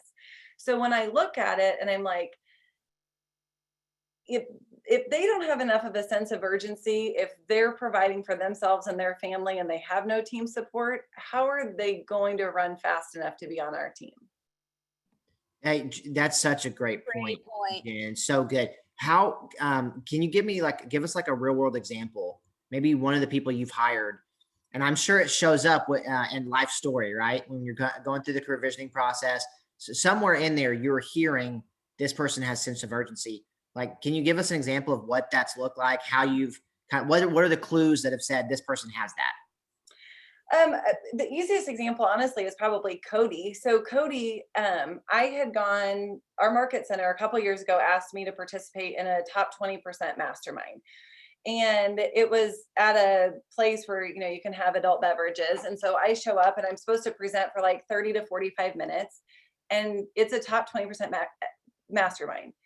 Cody, who I've never seen before, is in there. I'm like, hey, bud, what you doing? Like, what's going on, right? He was like, I know that the other part of this happy hour isn't for another hour, but could I just listen? Could I just listen to what this is? He was like, I just want to hear something that's not watered down. And I was like, okay, I don't make the rules, right? Dan's the OP, but he's not there. And none of the investors are there. I'm like, whatever. They let me be in charge of it. Anybody can come in. Totally fine. So he comes in and I'm like, I like this guy, right? He'd already read the MREA. He'd already read the one thing. He's not fully licensed. He's not taken the test yet. And the next day he sends me a thank you note. And the following day he calls and I'm like, I hadn't even said I was looking for anybody, right? Like I hadn't even said it. So then I call and I'm like, hey, I'm interested, would you want to come in for an interview? And you know how I talk about forward pacing your buyers, right? Like, I'm like, let's get them back on the calendar. When can they go back out? He was forward pacing me. Like it was moving so fast, I was uncomfortable. And I was like, if he's, right. But he was like at the end of the first interview, he's like, okay, well, what can I expect next? And I'm like, that is my line. That is what I'm supposed to say. But it was funny because it was the push of it not being like used car salesman-y, but very much like, this guy's hungry. He wants it. He's the, and you get into it where he's the top 5, he's the top salesperson in a 5-state area for Verizon. Well, that's a pretty key indicator. If he's going to try that hard to sell cell phones, that he's going to try that hard to sell houses. So I think it's those types of things where you're like, it's not even necessarily a full story. It's just kind of body language. Like, are they sitting forward? What are they doing? What are the conversations? What's the energy like, right? Like, it's hard for me to do these in Zoom because I'm like, can you feel my energy? I'm not sure if you can, but that's how he is. That's him though. I'm like, he's my spirit animal. I love him. Yeah, I love it. That's so awesome. I forgot what the ISA question was. Oh, it was just what's a day in the life. So just real quick, like, are they just literally on the phone all day, or like what's a work day in the life? 6 hours they're dialing. I mean, that's the kind of the rule of thumb. So if they're here for 8 hours, 6 of those hours should be dialing active lead generation. So the other 2 hours, unfortunately, sometimes get lost to admin follow-up tasks. We've got a lead coordinator that helps with a lot of that will load the dialers and do that type of thing. And I think it would be and it wouldn't be truthful to say that somebody could be here and actively lead generating 8 hours a day. Okay. Yep. Perfect. Okay. Well, let's see. I don't know about you guys, but 1, 2, 3, and almost a full 4th full page of notes that I took. So I need like a hand a handbrake before Adam and his team came on. Oh, they're better than I am. You're gonna be like, oh, lucky we started with her, because you're gonna be like mind blown with those two. Well, we clearly love you so much and just are so thankful that you always share. And I mean, I'm getting text and Dana, can we get a few people to can y'all put in the chat real quick, like what ahas you took from Jen? I know you Yes. probably have a ton, but put like one or two of your favorites. I just want to see, I think it's always a gift, Jen, when the presenter gets to see the ahas that they helped our people with. And we've got a lot of people on this call, Zoom. yes. There was Yes. one question that I saw that somebody asked who my current coach is, that yeah. they need somebody to, rein them in. Craig Zuber. He's my coach now. Okay. And then also, who do you coach? What people? So really typically either buyer's agents or director of sales. My roster is pretty limited. So Sajeg and Monica and Craig kind of let me have a smaller roster, but it's GCI has to be over 150,000. Right. Okay. Perfect. Yep. I love it. Or a director of sales for a team that has something like that. Yeah. I love all these ahas. So Right. good. Looking for energy and possible recruits, splits. I mean, everything moving from E to P. The Rainmaker doesn't pay for everything. Regroup script, check motivation and timeline, struggling with hiring. So I love the fact that you are not going for experience. I love that. Build your pipeline via ISA to earn a showing agent. That was probably mine too, Jill. That was really good. In addition to the incredible knowledge you shared, I very much appreciate your genuine approach. Yes, I 100% agree. It's the Hot Mess Express up here. That's what it is. Buyer agent pays for their admin salary. Have a small team and considering an ISA, I've hit a ceiling. It all was an aha for me. Yep. Eric said talent that forward paces. Valuable nugget. Yes. Yes. Doing the right thing, no matter how painful. Yeah. Love. I mean, there's so many. Yes. Love it. Awesome. Forward pacing. Yeah. Multiple people have said that. Jen, thank you. Thank you. Thank you. Thank you. We appreciate you big time. We very much appreciate you. All right, so Press, you owe Jimmy and Linda a hug because I didn't get to give Jimmy one because of COVID when I saw him. So, You give got it. After this, I'll go downstairs and give them one. Yeah. I apologize for Dan and the cheese sauce again. That was a bad deal.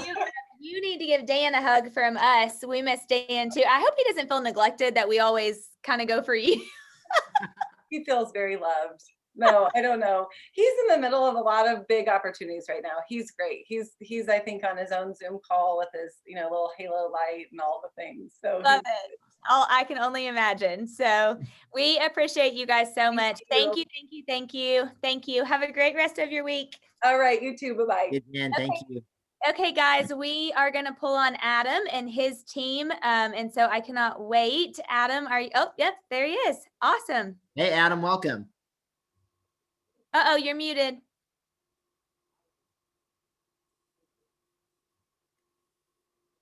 Are you in? Or wait, is it us or is it you? Let me go check. Hold on. It's me. It's me. There we go. There you go. Thank you so much for being Sorry on. about that. No problem. Thanks for being on. We've been looking so forward to this. So I appreciate you so much. And I have a favor next time. I would like to go before Jen.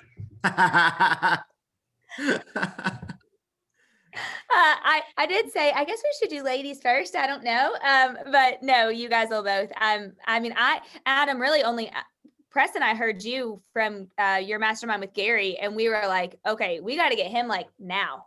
Look, when can we hear from you in our region? So we appreciate you being on, and I know that you have Carrie and Claire. So would love if you would maybe start with introducing them. Tell us a little bit about your team, last year production, how long you've been in the business, just all the things, and then we can get rolling. Absolutely. I got my license in 2003. I've been with Keller Williams for 14 years. We did 579 transactions last year for about 135 million. And today I brought lead buyer's agent Carrie. She's running the showing assistant model, very similar to what Jen's doing. And I brought our lead ISA Claire, and she's running a team of 5 ISAs. Oh, I love it. I'm sure we'll have multiple questions for both of them. So thank you all for being here. Okay, so let's see, where do you want to start? Do you want to kind of tell us your org chart and the flow, and then we can break down, let's do a similar format, and then we'll field questions for you guys too. And by the way, congratulations on last year, because that is a lot of houses. Y'all You know, crushed. I don't know if you guys were part of that top 100 call that Gary did, kind of right when shelter in place was really starting, and kind of hit the panic button. I don't know if you guys were on that call or not, but I didn't like that call. And he said, many of you are not going to have the year that you expected to have, you know, and I just couldn't get that out of my head. And, you know, instead of kind of taking a negative attitude, I just said challenge accepted, right? And we changed a lot of the things that we were doing there at the end of the first quarter to really ramp up, because it was the worst first quarter we've ever had, right? And so we really changed a lot of things in the buyer department, and especially the ISA department that we can talk about today, to really ramp up for the rest of the year. And those two with me led the charge. Awesome. Do Carrie and Claire want to say how long they've been with the team and maybe a little bit of their background? Because people always ask. Absolutely. Sure, I'll start. My name is Carrie Wersch. I'm the lead buyer's agent. And I started out as an executive assistant for commercial real estate. And that was about in 2005. I got my license in 2007. I sold my first house in 2009. It was like December of 2009. Great time to get into the business, of course. I was an individual agent all up until 2017. I actually built my own team. I had a buyer's agent, a transaction coordinator, and so I guess there was like 3 or 4 of us. We did 88 transactions in 2017. And then in 2018, Adam had gone out of business with someone and came to me and said, hey, what does this look like if we were to merge our teams? And by doing that, he took in our entire team, and we basically just sat there with an org chart, and he, you know, mapped it all out and absorbed our entire team. There was a role for every single person on my team to fit on his team. So in 2018, we did 372 transactions together. I was a part of 142 of those. In 2019, our team did 427, and I did 204 of those. And then last year, you know, just here, not expansion, I was a part of 223 of those transactions. So I have, last year I had 2 showing partners and a listing agent, that just because I had built a business, you know, prior to us doing our merger. And so I still have a lot of listings and everything else, and Adam allows me to do that, which is really, really amazing. So I actually have a team within a team. Okay, so you guys are like, this is going to be amazing, because so many agents always ask, like, what does it look like to merge 2 together? Press, I feel like we get that all the time. Yep. And there's not in my opinion, there's not, or that I know of, there's not a lot of people that have successfully done that, really. So that's amazing. Dana, and I think about what Dan Sullivan says is, you know, the people who are going to take advantage of serious opportunity in the future are those who find ways not to compete, but to collaborate. And you guys were really smart, and you thought, you know, we can compete and go so far, or we can get together and go farther. Yeah, That's exactly right. Carrie's trajectory was going to take her to amazing places. We were just able to do it together faster. Yeah. So a couple things, because I just want to clarify, in case I missed anything. So the 372 units, so you guys merged together in 2017?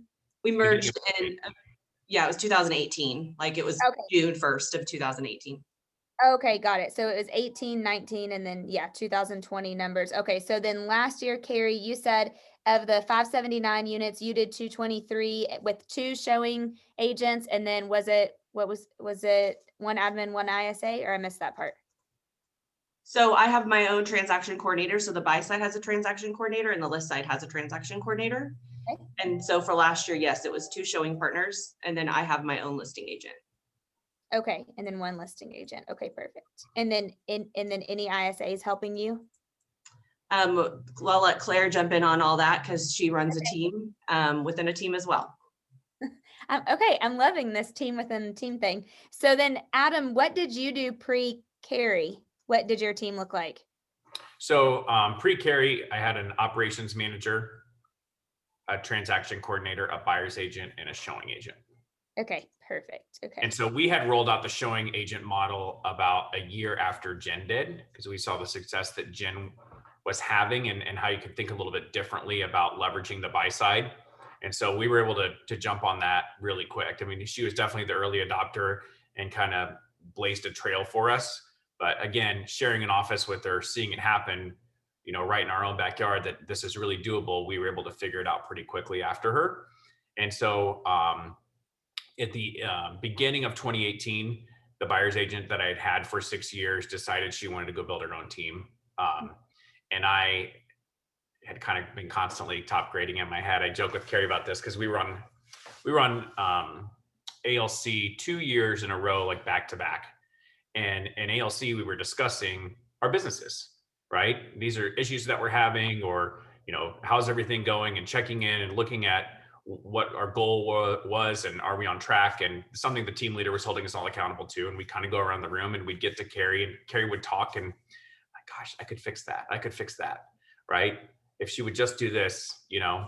And so I knew in my head when my former buyer agent put in her notice exactly who I was going to go see. And I think we met within 2 hours of her calling me saying she was stepping out. I called Carrie and I said, hey, can you meet me at 4:30 today? So I knew exactly where I was going to go next. That's awesome. I love that. And I love the fact that you guys are both top agents in your market center and you're on the ALC 2 years back to back. I think that's important. I feel like that's really important for a lot of people to hear. Really important. I've been on it 7 years, and I'm not on it anymore, but Carrie's on it again this year. Awesome. That's great. I love it. Okay. So do you guys want to walk us through kind of now exactly what your business looks like in your org chart and who does what? And then we can have Claire pop in on ISA stuff. Press, were you going to say? Yeah, I skipped over your question. So Yep. right now we have an operations director and myself, and then we have 2 listing agents, a lead buyer's agent with 2 showing assistants, and then Claire leading the ISA team. And then do you want me to go over admin staff individually? I think if you would, that would be great. But let's back up. Are you in production or out of production? I'm in production. Okay. And are you just doing listings? I'm just doing listings and mostly past client sphere deals, you know, developer, stuff like that. Okay. You know, all new listings coming in are going to the 2 listing agents. Yep. Okay. Got it. And then Claire, leader of ISA department. And then how many people are in Claire's department? Go ahead, Claire. Or Claire's team within a team. Hi, Claire. Hi, we've got 4 right now actively, and then I myself still lead gen part-time. Okay. Got it. Perfect. Okay. And then admin. Admin, we have a buy side transaction coordinator, a list side transaction coordinator. They have an assistant, you know, so we call them each transaction managers, and then there's a transaction coordinator that works underneath them. She also handles our Joplin location, which is about an hour and 20 minutes west of us. And so she does all the contract to close for them. Then we have a full-time marketing director. Just, I think I would challenge some teams to think outside the box about having a full-time marketing director, because it's been really. I want to ask you about that because I remember you talking about that with Gary, and that was one of the big questions I had. Absolutely. And then on the list side, we have a listing manager and a listing coordinator. So that's our admin staff, and operations director is overseeing all of that stuff. Okay. So how many actual licensed? Every single person on our team is licensed. There's 19 of us. Oh, every person is licensed. Okay. Every person's licensed. So it's a minimum standard of the team, and it's something that I pay for. Similar to how Jen is, the vast majority of everybody on our teams come from outside the industry, and it's part of their 30, 60, 90 is to get licensed. Love it. Okay. I think that's great. Okay, perfect. So can we go to lead sources? Just because we always had a lot of questions about that. What are your all's main lead sources right now, and how do they come in, and who handles all of them? Absolutely. Claire, take it away. Yes. So our top lead sources are Sphere and past client referrals. Those are number 1. When you get outside of that, it's pretty even. We do a little bit of Google, like pay-per-click type ad to our forced registration site. We have a little bit of Zillow sprinkled in there, and just other small sources that make up, 100 or 150 transactions. Primarily, everybody's coming from past clients at Sphere. Yeah, it's the biggest portion. Okay, so could we maybe go deeper in that for a minute? How are you guys touching them and how many times and what are your best ways? Also, Claire, I want to hear your background and where you came from and what you did before this. I think that's also good to know. Sure. So I started in the team almost 4 years ago. I think it's 4 years in March. I was the first ISA. Adam sold my house. What was it, back in like 2008 or something like that? So a while, and he didn't sell my house. He helped me buy my first house. Still back, Yeah. So I followed him on Facebook because of that, and I had kind of hit a ceiling at my previous job. I had been at a software company for 11 years prior to that. And my whole my boss was remote. All of my clients were remote. So I can't say I had any specific sales experience, but I had a history for creating relationships remotely. Like I never saw, and that was before Zoom was very popular. So everything was over the phone. And so I was really comfortable calling people and creating relationships without face-to-face contact. So I joined in 17. I did 63 units my first year. I guess it was like the first 9 months as an ISA. I had 140 in 18. As an ISA team, we had 235 in 19, and the ISAs were part of 356 of the transactions last year. Okay, repeat those numbers one more time. Yeah. Okay. That's what I'm just trying to get them all down. They were really good. That's okay. That's okay. You're- 17 was 63. That was just myself. That was 9 months. You said your first Mhm. 9 months. Yep. That's closed in the first 9 months. Wow, that's great. Okay. In 18, it was 140, and about 20 of those were from an ISA I brought on. 19 was 235, and I would have had a couple other new hires included in that. And then last year, 2020, was 356 were from the ISA team.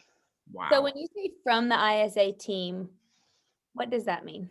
Yeah, so we handle all inbound calls. So if they call in on a sign, if they email Adam or Carrie directly, most of that gets thrown to us. We do all of the past client nurturing. So that comes through us, and really anything that involves a name and a phone number is going to come through us first, and we're going to sort it out, figure out what they need next, and we're going to make sure they get that help as quickly as possible. So this might be a dumb question, but of the 579 last year, the 356 that came from the ISA, if they didn't come from you, where would they come from? Mm-hmm. They would have been an agent Sphere directly. So the agent can choose to set the appointment for their Sphere, or they can let the ISAs manage that. It would also be builders. There are some things that still come through Adam or Carrie. That's just, it's a relationship they already have established, and they just handle the transaction themselves.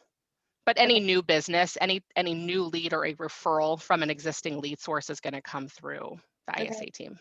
Okay. Shelly had a question, Claire, and she said, how does the ISA know or decide which agent gets the lead? Is it round robin, or how does that work? Yeah, we do round robin it. Every ISA keeps their own count of their round robin.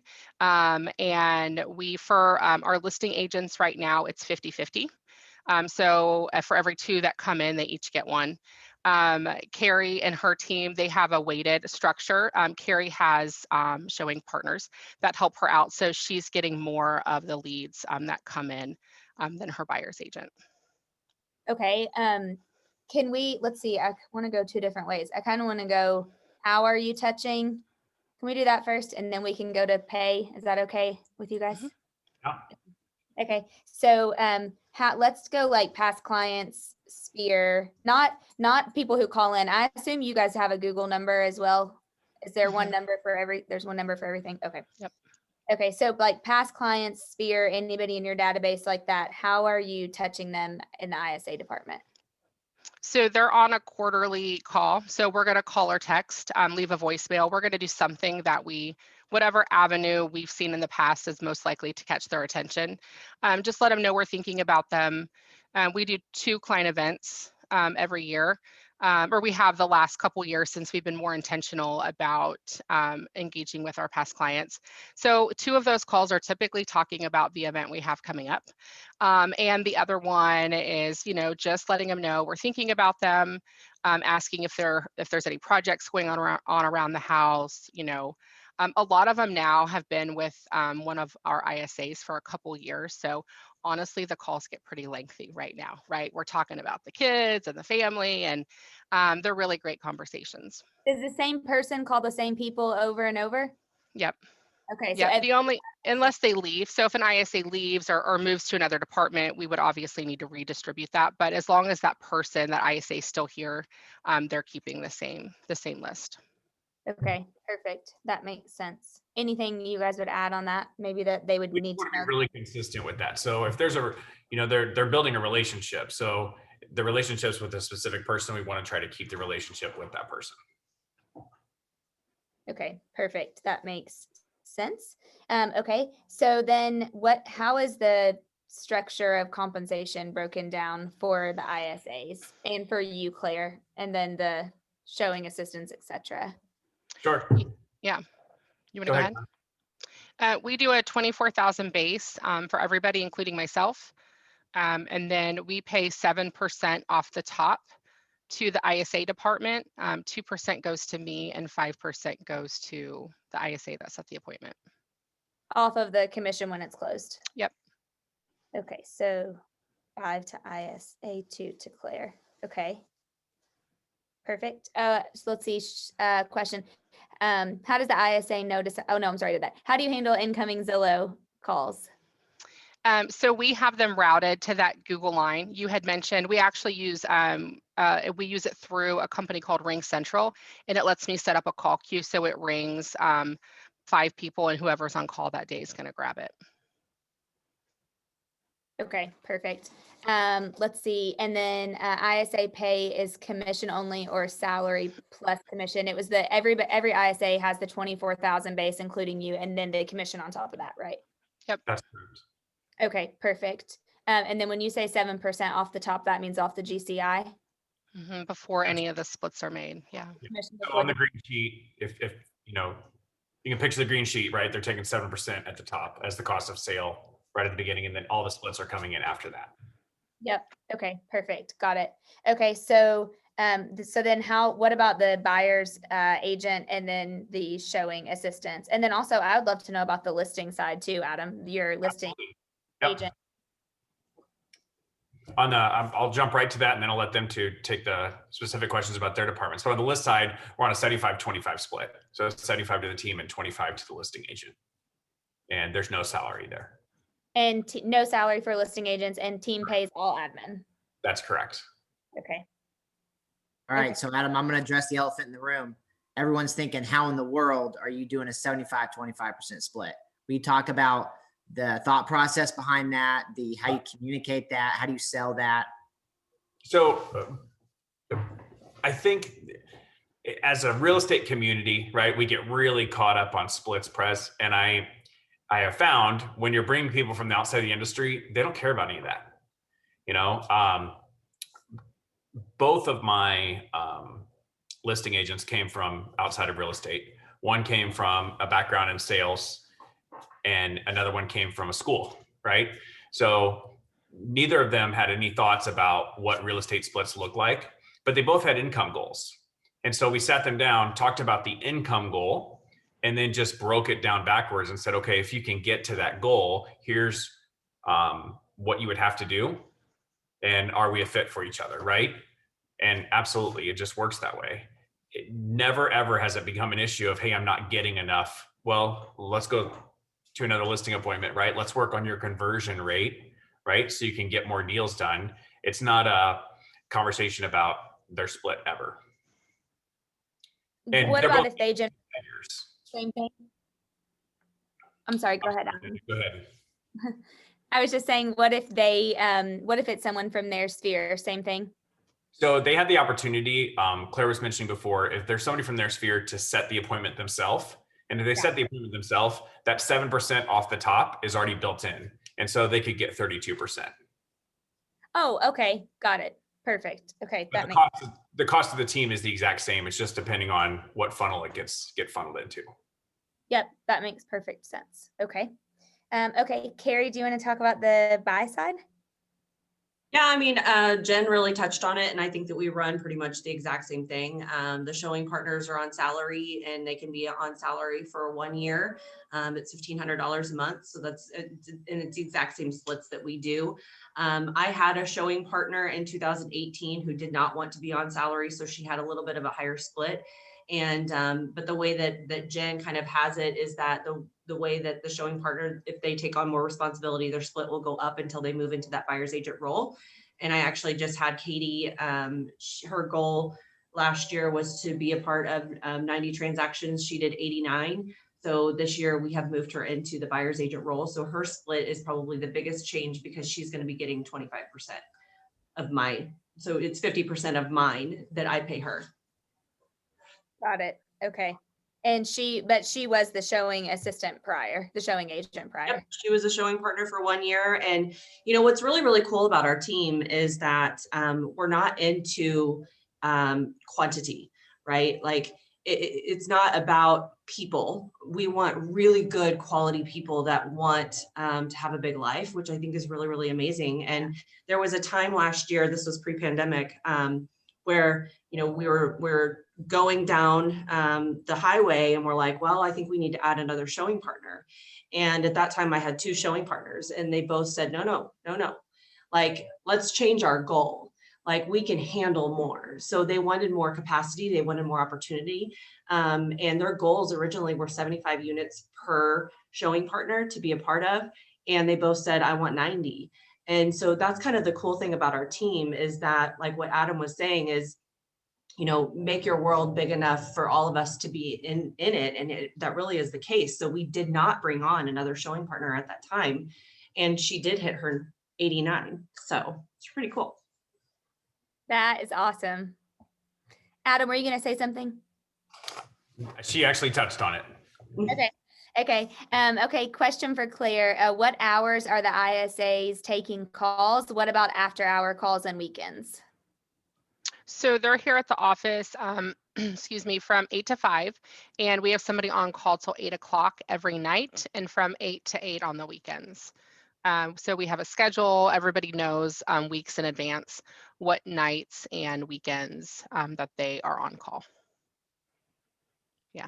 Perfect. And it's actually pretty coveted. We get really great leads after hours. So it's typically a fight to see who gets it. Who's on call? Yeah. Okay, let's see. Adam, probably you'll take this one. Do the listing agents handle the inspections? Do they have OSAs or are the ISAs doing both? Yeah, ISAs are doing both. So each we refer to them as ISAs, but they're all ISA, OSA. They're all kind of running that hybrid model, and they rotate who's on what lead source every day. So some of them are strictly on outbound, and others are strictly on inbound. Especially after hours and weekends when we're not doing outbound calling, they're only getting the inbound calls. So they both, all 5 of them wear that hat, or wear both hats, excuse me. And then your other question was about listing agents and inspections. And our transaction managers actually handle the inspection process. So they're only bringing the listing agent back in if there's an issue. Like, hey, this is a really tough one. We weren't expecting this. Right? And we might have to go back to the drawing board for some reason or another, but they're handling scheduling the inspection, receiving the inspection back, going over the inspection issues with the customer, you know, helping get bids, you know, so that the customer can make a monetary decision. And so instead of just saying, hey, we have to fix these 9 things, we're actually sending that out to handyman service that we work with, and they're putting a monetary value, like a best guess, next to each one of them. So we see it's only $450 for the 9 things, right? Because the customer always thinks it's way more expensive. So they're doing that, then they're going over that with the customer, and then they're making that response back to the other agent. Okay, perfect. Really quick, your director of ops, what are their main, like, what's the day-to-day life for that person? I love that all of you guys are grinning on my team. I know, I'm curious as to why. He's amazing. So we're actually getting ready to open up a new expansion location. So she's out of town today at that location, but she was actually our former MCA in our market center. And she had an opportunity to go back to her job that she had before that. She'd been with a university here for 20 years, had left, was our MCA for 3 years. Then the person who she worked for at the university left, went to a different university and called her and said, hey, I'm going to a new job. Will you come with me? And put a really amazing package together for her. And so she left Keller Williams and went on to a new role. And I just kept her in my lead gen. You know, I knew that her daughter had graduated high school. I knew she was going to be downsizing. And so I just stayed in touch with her and was calling her about moving and selling her house.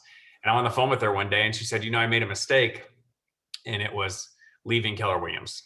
And the reason was, is I remember now why I decided to leave this job after 20 years, and I'm back doing the same thing. My gosh, I got to get in business with this person. I knew she was amazing, and it took a couple of months to figure it out, but we were able to figure it out. And she's been with the team now about 5 years, and she's just absolutely a rock star. And A to Z, she just kind of runs the entire show. You know, she's kind of the mom of the team, coach of the team, just back in support of the team.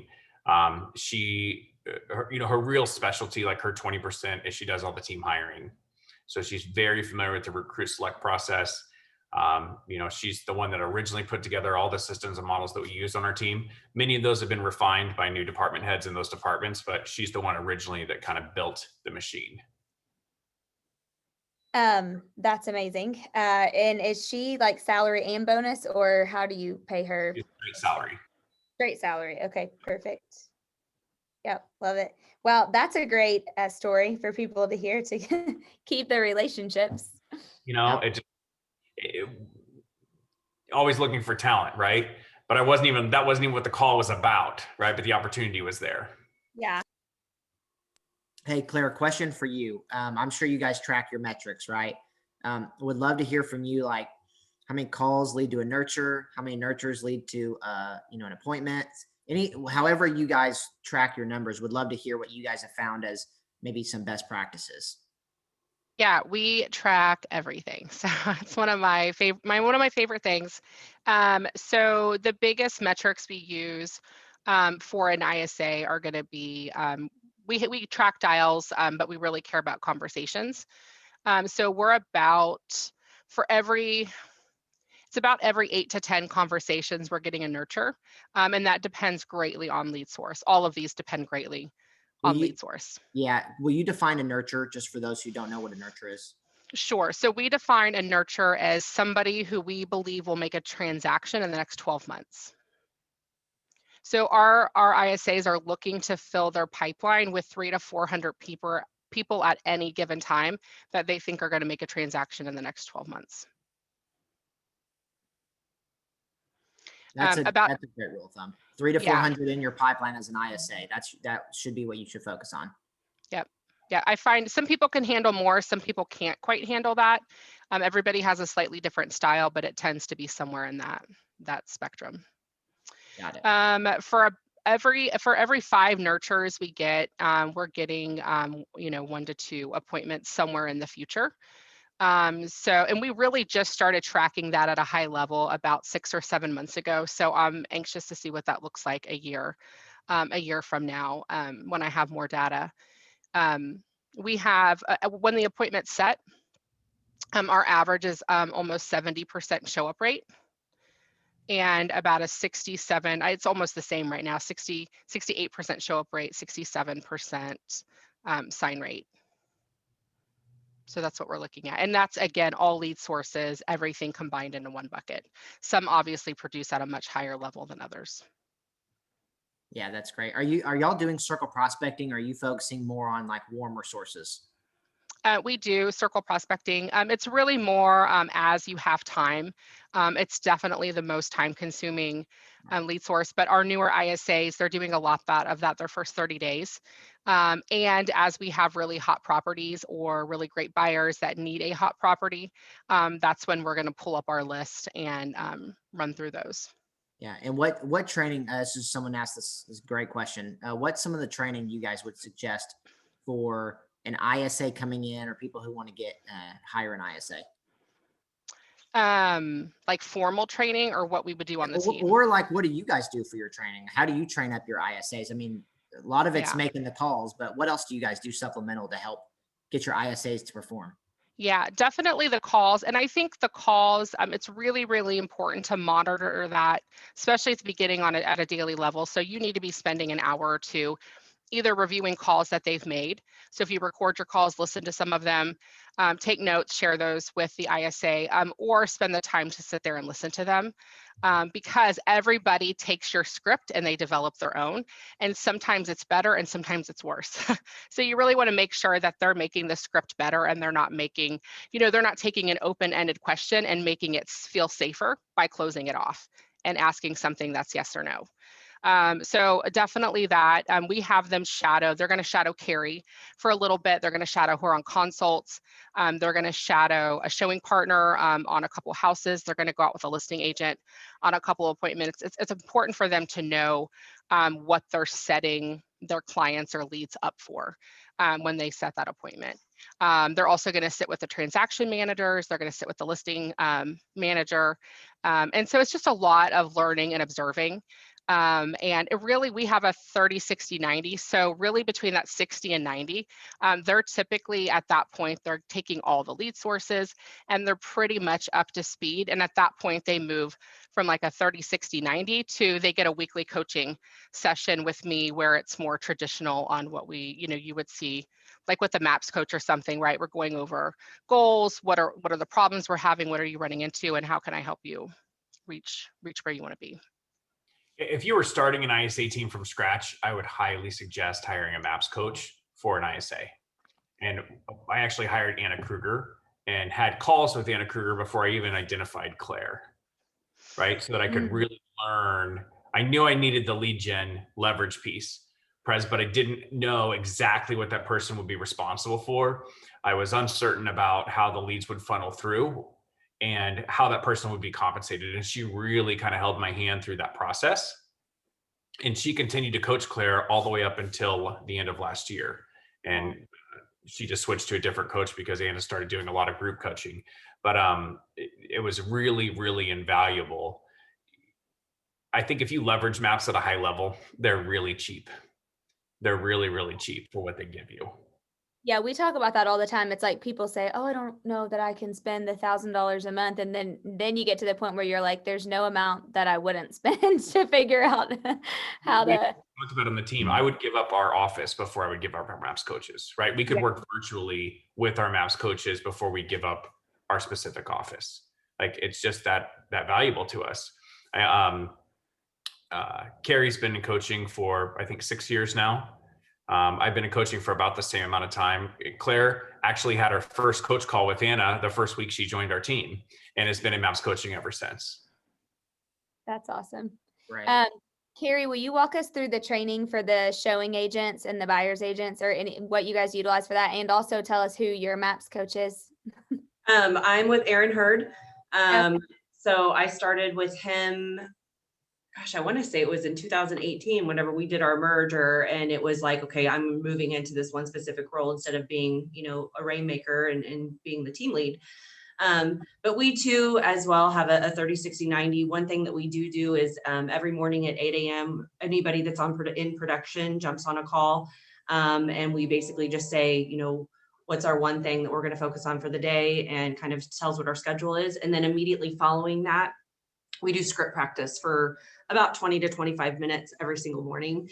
And there for a while, it was just the agents that were doing it. And we added the ISAs. So now it's every single person in production, which has really, really been, I feel like, very high level just because, it's one company, one language, and it's really gotten us all on one page. And, it's really helped with listings and it's really helped with buy side. And then also ISAs for objections and stuff. So when you say everyone in production, you mean the ISAs are on there too?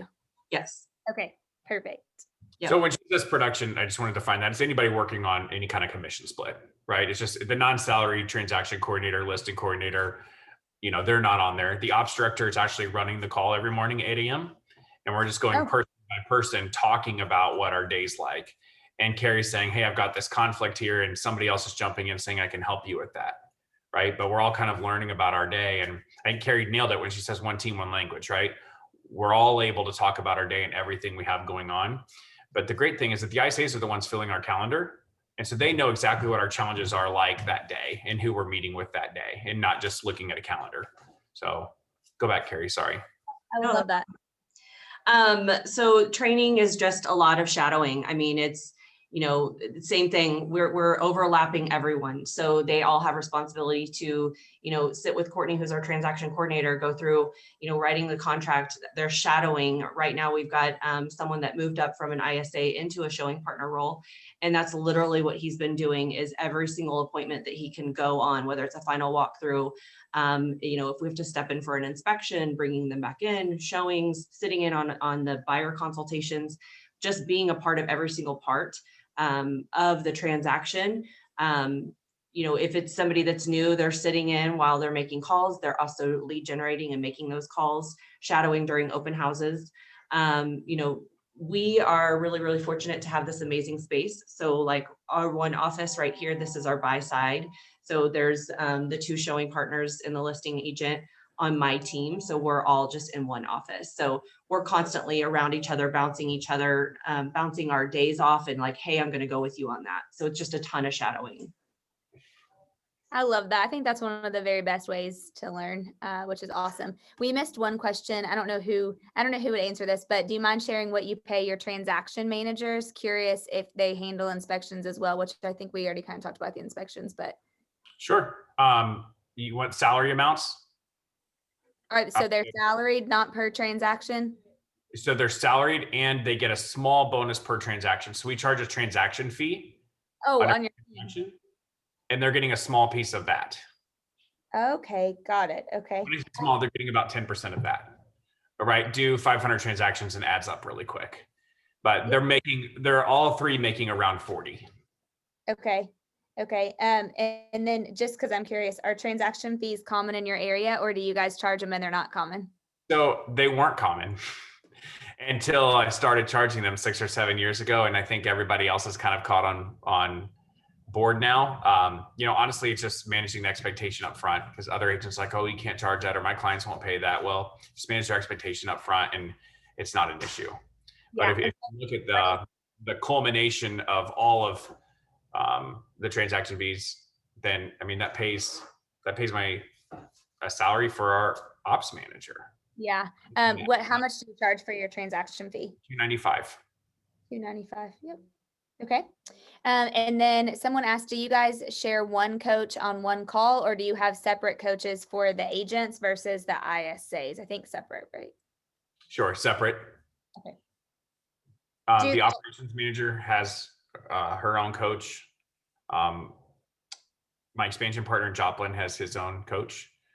Carrie has her own coach. Claire has her own coach, and then one of my listing agents is in coaching. And then you are? And I'm in coaching as well, yeah. So you have 6 then, yeah, okay. Correct. Wow. It's a really great lineup. The 8 a.m. call we mentioned earlier, we invite them on the call. And so we sprinkle them throughout the year on our 8 a.m. call just to come in for, 5 or 6 minutes and just kind of power up our day and, bring us some energy and motivation. This morning, we had our RD on our call with us. That's so cool. Yeah, I love that. Love that. Love that. So do you really keep those calls at 20, are they 20 minutes? Is that what you said? This morning's call was a really long call and it went for like 28, 27 minutes. Wow. I only know I'm sitting in the parking lot of the gym ready to meet my trainer 8:30 every morning. So I'm staring at the clock. Normally we're through the kind of the rotation of the team in the first 10 minutes. And then we stay on for scripting, and every day has a different scripting topic. And so we jump from list side to buy side, and then whoever's running the script call for that day brings the topic, and we talk through it. And you don't have to stay on the call. The majority of the team stays on the call. Okay. But again, no matter what, we're done by 8:30. Love it. Okay. And then does the team cover the maps coaches, or does each individual pay their own maps coach? The team covers the maps coaches. And I saw somebody else say team equals Adam. Yes, team equals Adam. Adam pays the maps coaches. Yes. Okay. Okay. Awesome. What a great example, Adam, of you investing in your people, right? There's I don't know of a better dollar you can spend than to invest in the growth of your people. And obviously it's paid back tenfold. I have a quick question for Carrie and Claire. I hear this a lot. You see this a lot with great teams. They have a great leader, a great structure, a great organization. And all the time I hear people say, why don't you leave? Why don't you go out on your own and go do your own thing? So Claire and Carrie, why do you guys stay? Why don't y'all leave and go do something different? I mean, I'll jump in. I've been there, I've done that. And, for me to be in the role that I'm at, to be a part of 223 transactions, for me to GCI what I GCI, and for me to help, have success through others, that was really, really important to me during me having my own team. But, every team runs their business a little bit different. And the way that we're structured is that I have no expenses. And that means a lot for me. I have a family, and like our culture for this team is just so cool. I mean, tomorrow we're everybody's, out for 4 hours tomorrow, and we're working for the Think Big Foundation, and we're going to go, help our community. And I mean, we do so much, and we give back so much, that it's bigger than that. And I think that, like Adam said, a lot of times people get really caught up on the splits, but I have a bigger life than I've ever had. And I get to go on vacations, well, pre-pandemic, and nights and weekends. And, I've got twins, they're now 5. And so it's kind of giving me a little bit of my time back, but I'm still able to be and do all the things that I'm really, really passionate about. So, I mean, I love being a part of this team. It's been awesome. Awesome. I think for me, it's kind of twofold. I mean, there's definitely a strong loyalty piece, I don't forget all of the time and effort and money that was invested in me to build this team. That wasn't me alone, that was a whole team. And on the whole team aspect, it's very much a team effort. You can't build this and still have a Melinda and an Adam and a Carrie right next to your side. You pull out of the team, you lose all of those other people. And to me, that's the biggest loss, because it's only through everybody else that it's as successful as it is.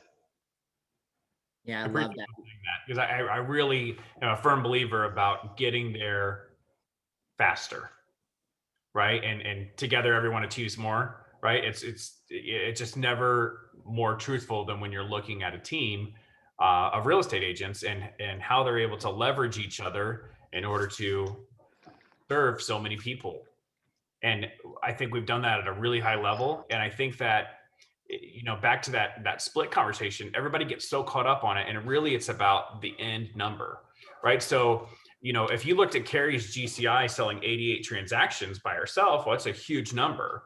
And if you look at her number now, it's an even bigger number, but you don't realize that that first number had all the expenses that had to take out, right? That was a gross number. And now this is a net number, right? People get so caught up on the gross GCI, and nobody's really looking at what the take home is like. That's such a good point. Carrie, were you going to say something? I just think that's a great point. Well, I mean, that's kind of what I was saying. And it's always like a hard conversation to have, but I mean, at 88 transactions, I was doing $15 million a year. I mean, our average sales price around that, that time of year was around 150,000. It's grown pretty well since, the past several years, but there's salaries and there's expenses. I mean, you've got all of that back end, and it was a lot. Like, I remember it being like really, really hard to sleep at night, and so it's a huge relief to be able to say that this is all just net, and then just to be focused down into my 20%. It's like, if I think about the things that I do every single day, I am in the office all day. I don't show properties, I mean, I'm really, really dialed down to this 20%. And through being able to do that, I'm GCIing, way more than what I had ever imagined. And then I have no expenses.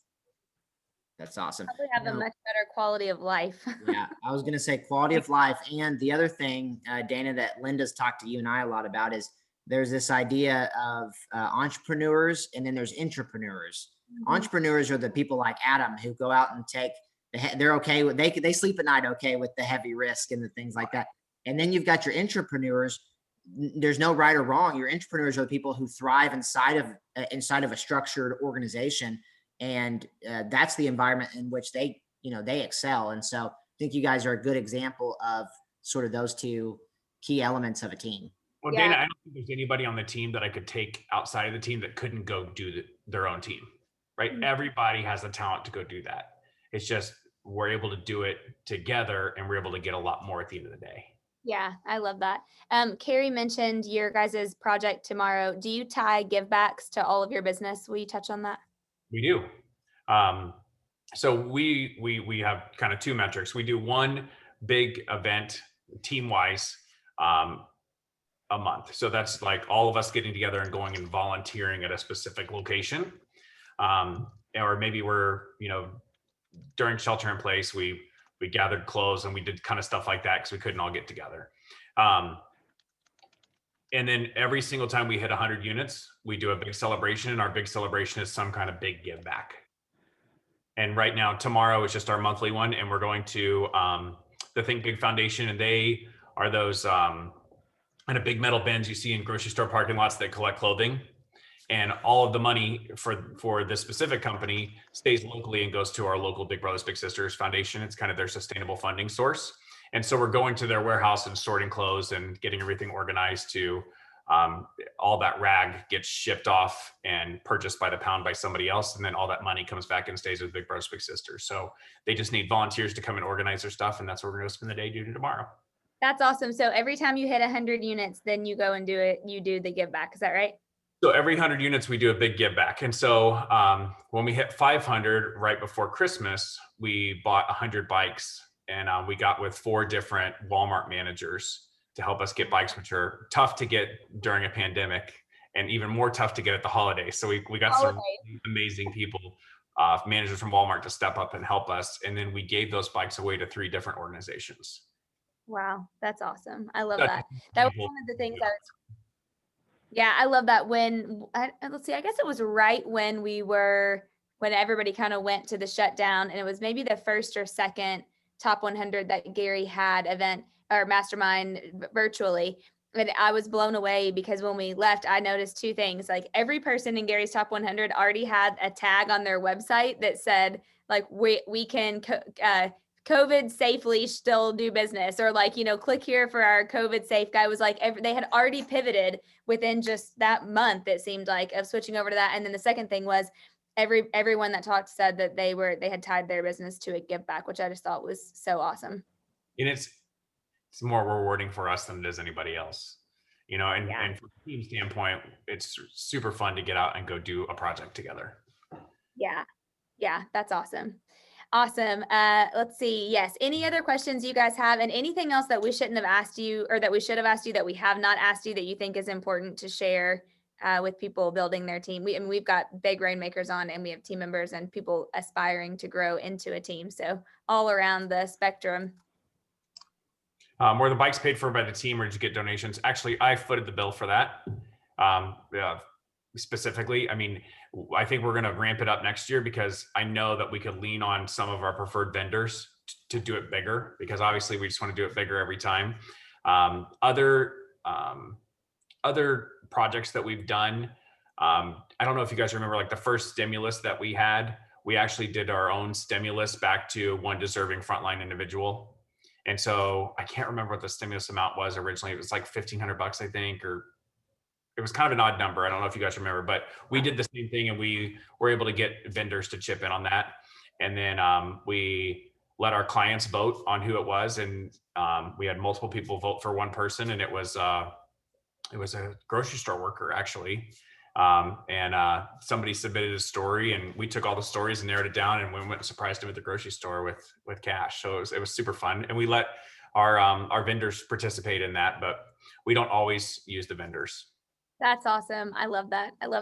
I'm so glad Sarah reminded me. I did want you to really quickly, before we wrap up, I wanted you to touch on the marketing director. Absolutely. So our marketing director, Kelsey Waters, was actually Carrie's operations director when our teams merged.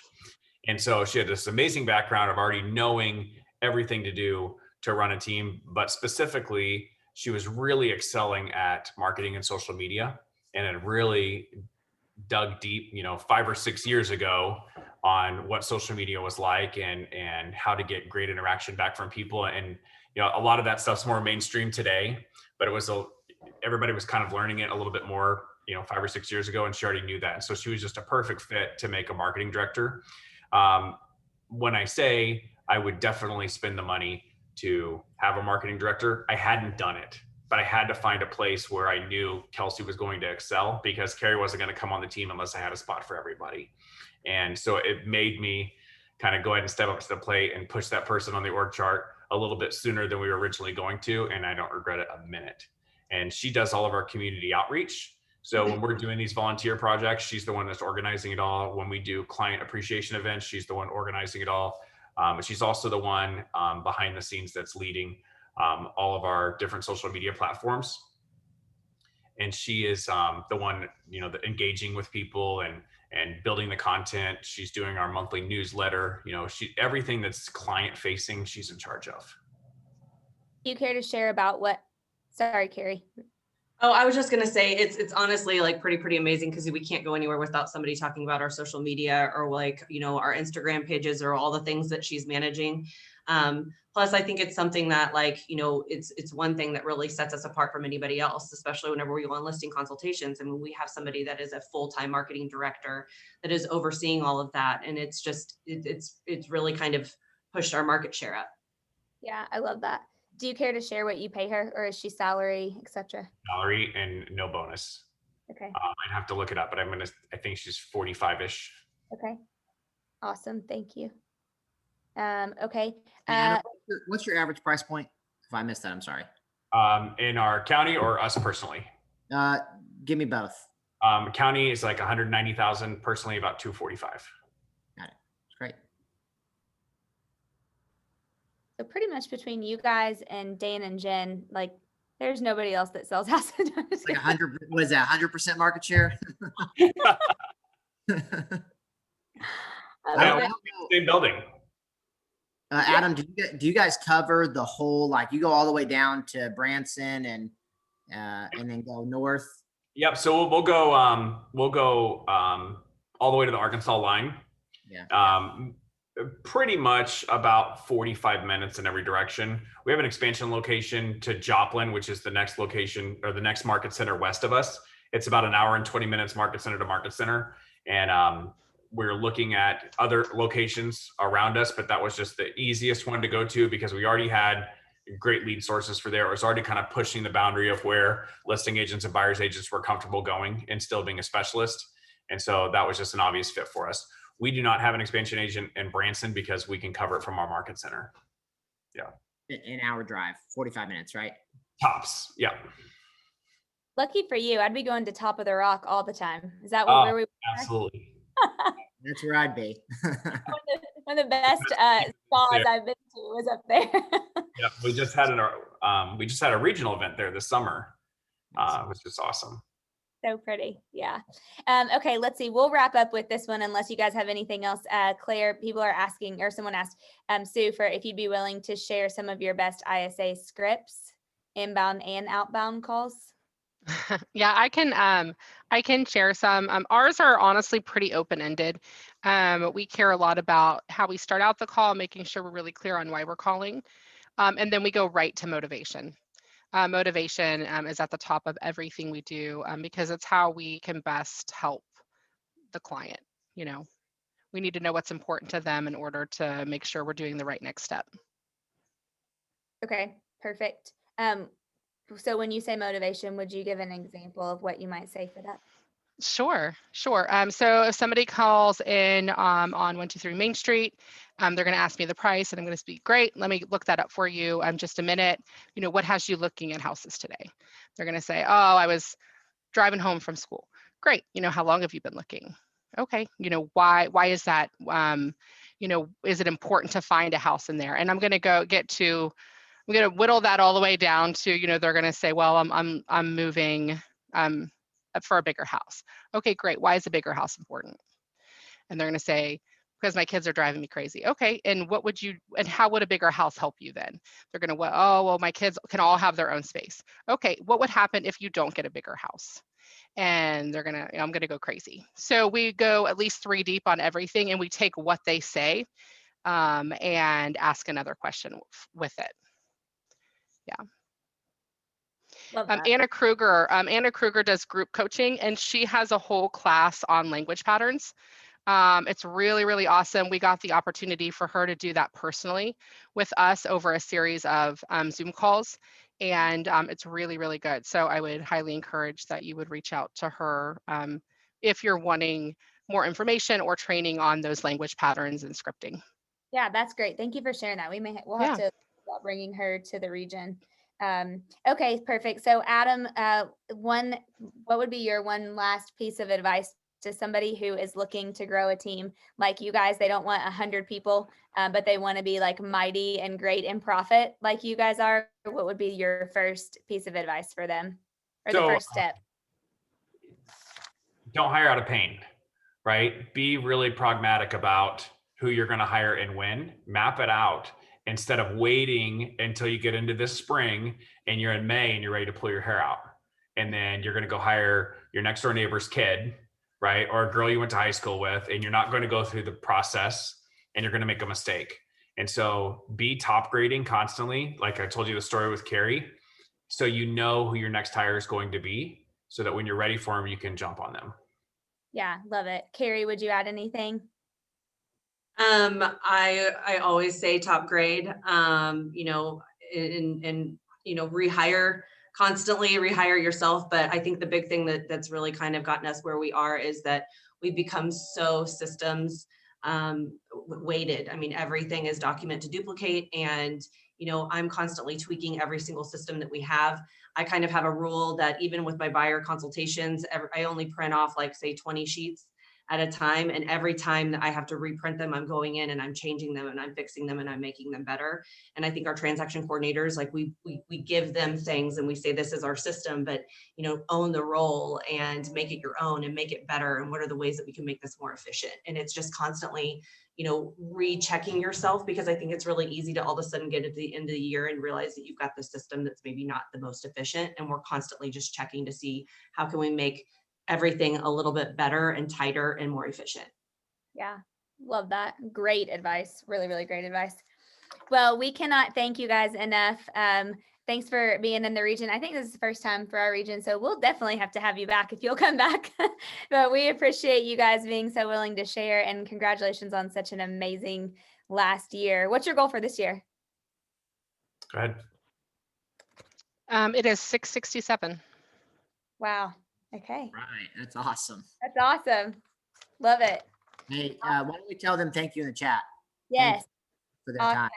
Thank you. Thank you. We've been Facebook Living, recording, and the whole deal. So we'll get it all sent out. Yes. Thank you guys so much. We'll have to see you next time we go to Branson.